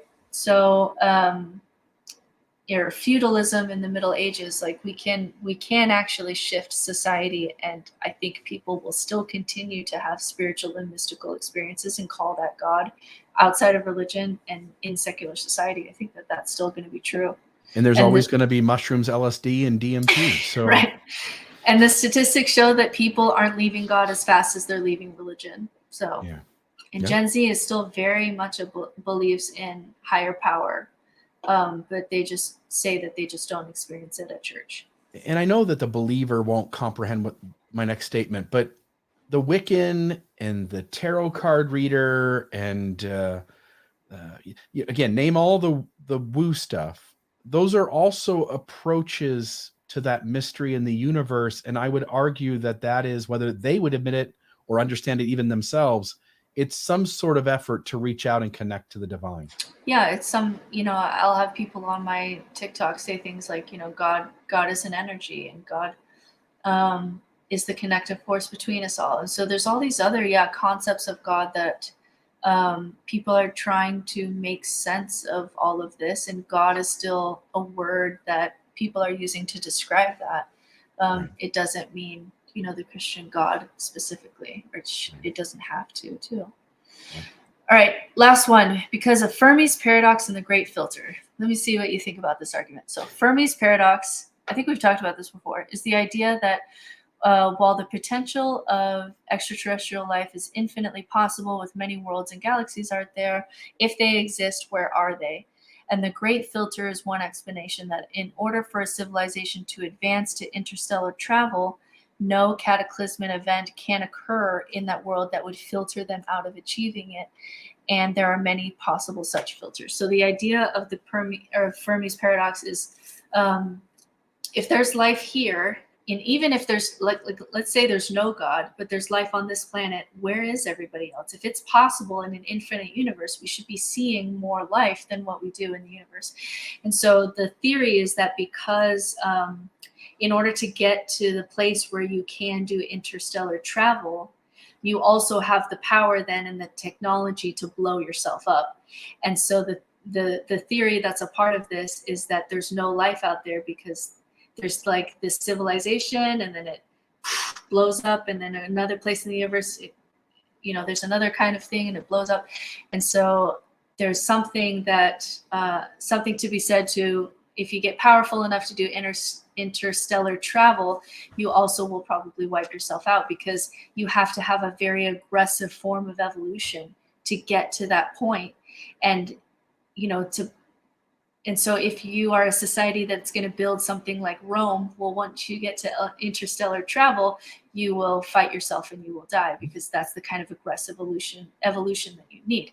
So Christianity could be helping humanity to lift itself out of its self-inflicted harms because of its Christian views of love and nonviolence. It could bring people together to avoid these harms. It doesn't have to be an innocent bystander to the end of the world. Thoughts? So Christianity is the way to keep us from destroying our planet, blowing ourselves up. And I've watched Christianity for 2,000 years, and it seems to do a really good job of helping us destroy the planet and blow ourselves up. Yeah. So I actually think that a room full of atheists are much more prone to create peaceful resolutions to things on this planet than I ever would think any group of religionists would do. Yeah, or like just take the Middle East, right?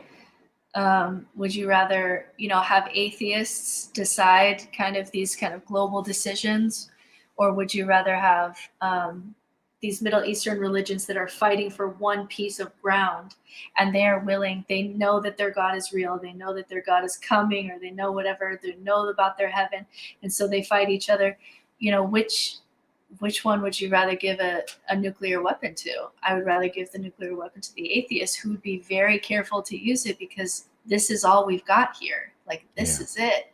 There's no belief in heaven on the other side, where I'd be willing to push that button to, blow up Muslims or blow up Jews or blow up Christians in these wars. So it's an interesting argument. He's trying to hold on to Christian views of nonviolence, and that maybe those teachings can hold us back from the violence, but it just doesn't seem like going back to one of his earlier things, that once you add religion to tribalism, violence is just always going to be right there, because it's just hyped up tribalism, and it's going to lead to violence. So I think we've got to get out of some of these big overarching stories that get so much money and so much power and so much tribalism and so much surety about the unknown, that's just a recipe for violence, right? I don't know of any atheist or group of atheists, and I'm going to add a caveat, where they recognize from human to human, regardless of all the exclusionary things like color or gender. I don't know of any atheist who sees the human experience from person to person as being sort of equal, who commits any sort of atrocious violence, collective violence. Again, I understand a murder here or a murder there. I'm talking about like widespread, let's get my army and fight your army. I just don't see that. And so I think what you're saying, I think that atheism or atheistic spirituality or an atheist mystic or whatever words you want to use, but somebody who goes like, look, I don't believe any of these myths are literal. I think you're much more prone to end up with peaceful, progressive resolutions to conflict and problems of aggression. Yeah, I do think if I were to add something if I were to caveat that, it's like when you look at the dangers of fundamentalism and nihilism, I do think that fundamentalism means more violence to others because you're sure of your side and God is on your side and all of that. But I think nihilism is more self-destructive. Like, I think more people kill themselves, right? Because I just want out, like, if nothing matters, if you're in the atheist nihilism place where nothing matters, then there's a suicidal aspect to that. But you're not going to be so sure of anything that you're going to join an army that's blowing up other people. So it's like, I do think, yeah, individually, I think nihilism hurts more. But I think collectively, fundamentalism is more damaging because you can blow up people and feel like God is on your side, which you don't get with nihilism. Yeah. The other side of that coin, though, is that I think that a group of intelligent, informed atheists would also create a world where people have much more contentment and enjoyment in their life, so that even the nihilist would wake up every day and go, man, today's going to be a great day. So today's not the day I'm going to take myself out. You hope so. I mean, our best symbol of that really is America, that they weren't atheists, and I don't claim that they were, but they were at least deists, right? They at least had doubts on Christianity and of any theism particular claims. church. Yes. So they at least were there. And so because they saw this aspect of religion, they said, okay, if this country, if it's going to have a chance, we got to, like, let's just keep religion out of it. There's no state religion. Try to, build up that wall in between state and religion. And then they wrote things like you were saying, like, let's just live for the pursuit of happiness, right? That everybody has a right to that. Yeah. So if anything, America is the greatest example of human rights that can occur that aren't specifically built on religion, because they really tried not to. They tried specifically not to. So maybe even more, I mean, and that was hundreds of years ago. So maybe we can do even more now than they could. Right. No, totally. All right, so McLaren's conclusions. An unexamined status quo Christianity is not worth perpetuating. I cannot and will not stay Christian if it means perpetuating Christianity's past history and current trajectory, but he leaves it open on whether or not you do that from inside Christianity or outside Christianity. But his point is that unexamined Christianity is not worth perpetuating, and Christian power is not worth continuing unless it can fix itself in these ways and offer something to humanity. So the unique and rare position, this is Brian McLaren again.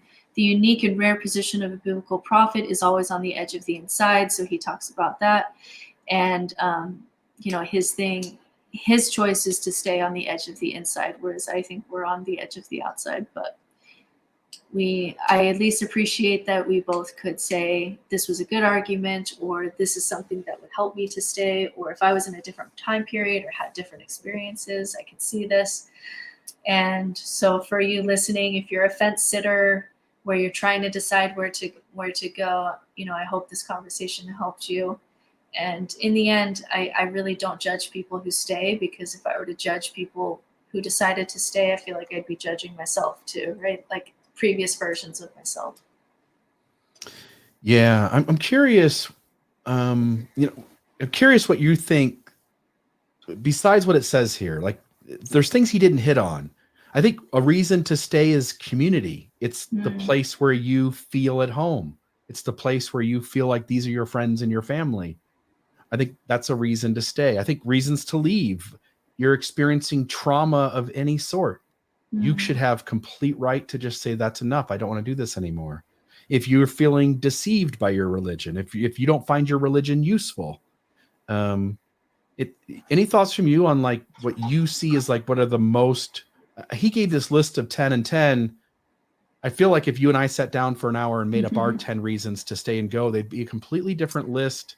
Yeah, some of it is relate more. Some of it is, I think, specific to Christianity in the sense that so Christian community, there are Christian churches in my area, but they're all different. Whereas Mormonism, the community is going to be stronger because there's really one brand, and you're in or you're out. So when you're in, that's a very strong community bond. Whereas if I went from this Christian church to this Christian church, you can do that. So maybe community isn't as much of a reason to stay in that particular church, because if because you can find a left-wing Christian church, or you can go to a UU type kind of Christian church. So maybe that's just different for us, where for Mormonism, like community is just one of the main reasons why people want to stay, or mixed faith marriages, or what do I do for my kids? So yeah, I almost think this is more of a bird's eye view of Christianity, reasons to stay and leave historically, and maybe not like your actual experience right now, which is how am I going to raise my kids to be a good person? And if I don't have this communal support, I mean, that's the majority of people that I talk to who are on the fence. They feel like they could leave personally, but what do I do with my kids? Or like, what do I do with my extended family? So maybe it's just a difference in approach, but yeah, I think our list would be very different just by talking to people who are actually leaving. Yeah, and I think also, I just want to say before we close out, any reason you have for leaving or staying is valid. It's your reasons for leaving or staying. And I wouldn't want to tell anybody what is a invalid or valid reason to stay. I'll just note one example. We had a recent issue in our faith that we came from where there was a deep financial fraud and they got some trouble. And I was on Facebook giving a really hard time to the apologist or the defenders of our faith who are just on the inside edge of that, right? But I've tried to be really clear that the only thing I'm attacking is their voice in helping people to make sense of the messiness and to stay thinking the church is still true. Because if they're unwilling to call out a spade when it's a spade, then you no longer can trust those voices to be honest with you. And so they may still serve a lot of good and be great people. I was trying to speak about a particular facet of them And I just would note that when people are staying or leaving, whatever reason they have to stay or to leave, I would honor that as valid. Yeah, and that's really my guiding principle when I'm working with people who are trying to decide whether to stay or leave, is that it doesn't matter as long as you can be honest. Like, honesty has to be the driving principle. And this is kind of, I think, what you were getting at, where some apologists will talk one way with other apologists, but they'll talk another way in public, right? And that dishonesty is perpetuating more dishonesty, right? And so there were times where you and I were active in church, but we tried to be honest. We tried to not say things that we didn't believe. We tried to, if there was something especially egregious, we would raise our hand and say, I don't think that that's helpful or healthy. And so if you can do that, if you can have some level of honesty showing up in these spaces, and you choose to stay for any reason, for community, because for kids, for whatever you're getting out of, a religious community, as long as you can do it with honesty, I think it's okay that you go, so long as you don't have to lie to do it. Right. And then the same thing when you leave, is to do it with honesty, that, hey, there's some things that I loved, but I'm choosing to go this way because honesty requires me to kind of do it. Like, for me, that was when I lost God. It was like, ooh, I can't even really participate at all anymore because I can't nuance this enough to say this thing out loud in this community. So it's time for me to go.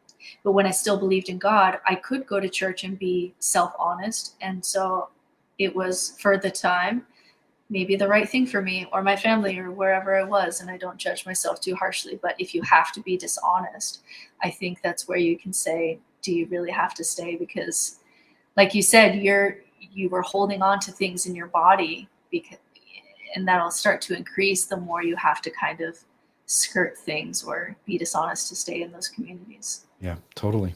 100% agree. All right. That's it for me. And we'll see you guys next week. Okay. Take it easy, everybody. That was a fun episode, Britt. Thanks so much for doing that. Folks, please help us keep the show going. Go to almostawakened.org, click the donate button, send us a few bucks. Also, if you subscribe to our YouTube channel, and also don't hesitate to put comments out there to share our work if something was deeply interesting or entertaining to you. So, Britt, thanks for all you do. All right. Thanks, everybody. This has been another Almost Awakened episode. Check us out at almostawakened.org, where you can check out past episodes, make a donation to keep this podcast running, email us a question or comment, or find out more about the resources shared in today's episode. For coaching opportunities or extra support, visit NoNonsenseSpirituality.com to meet with certified spiritual directors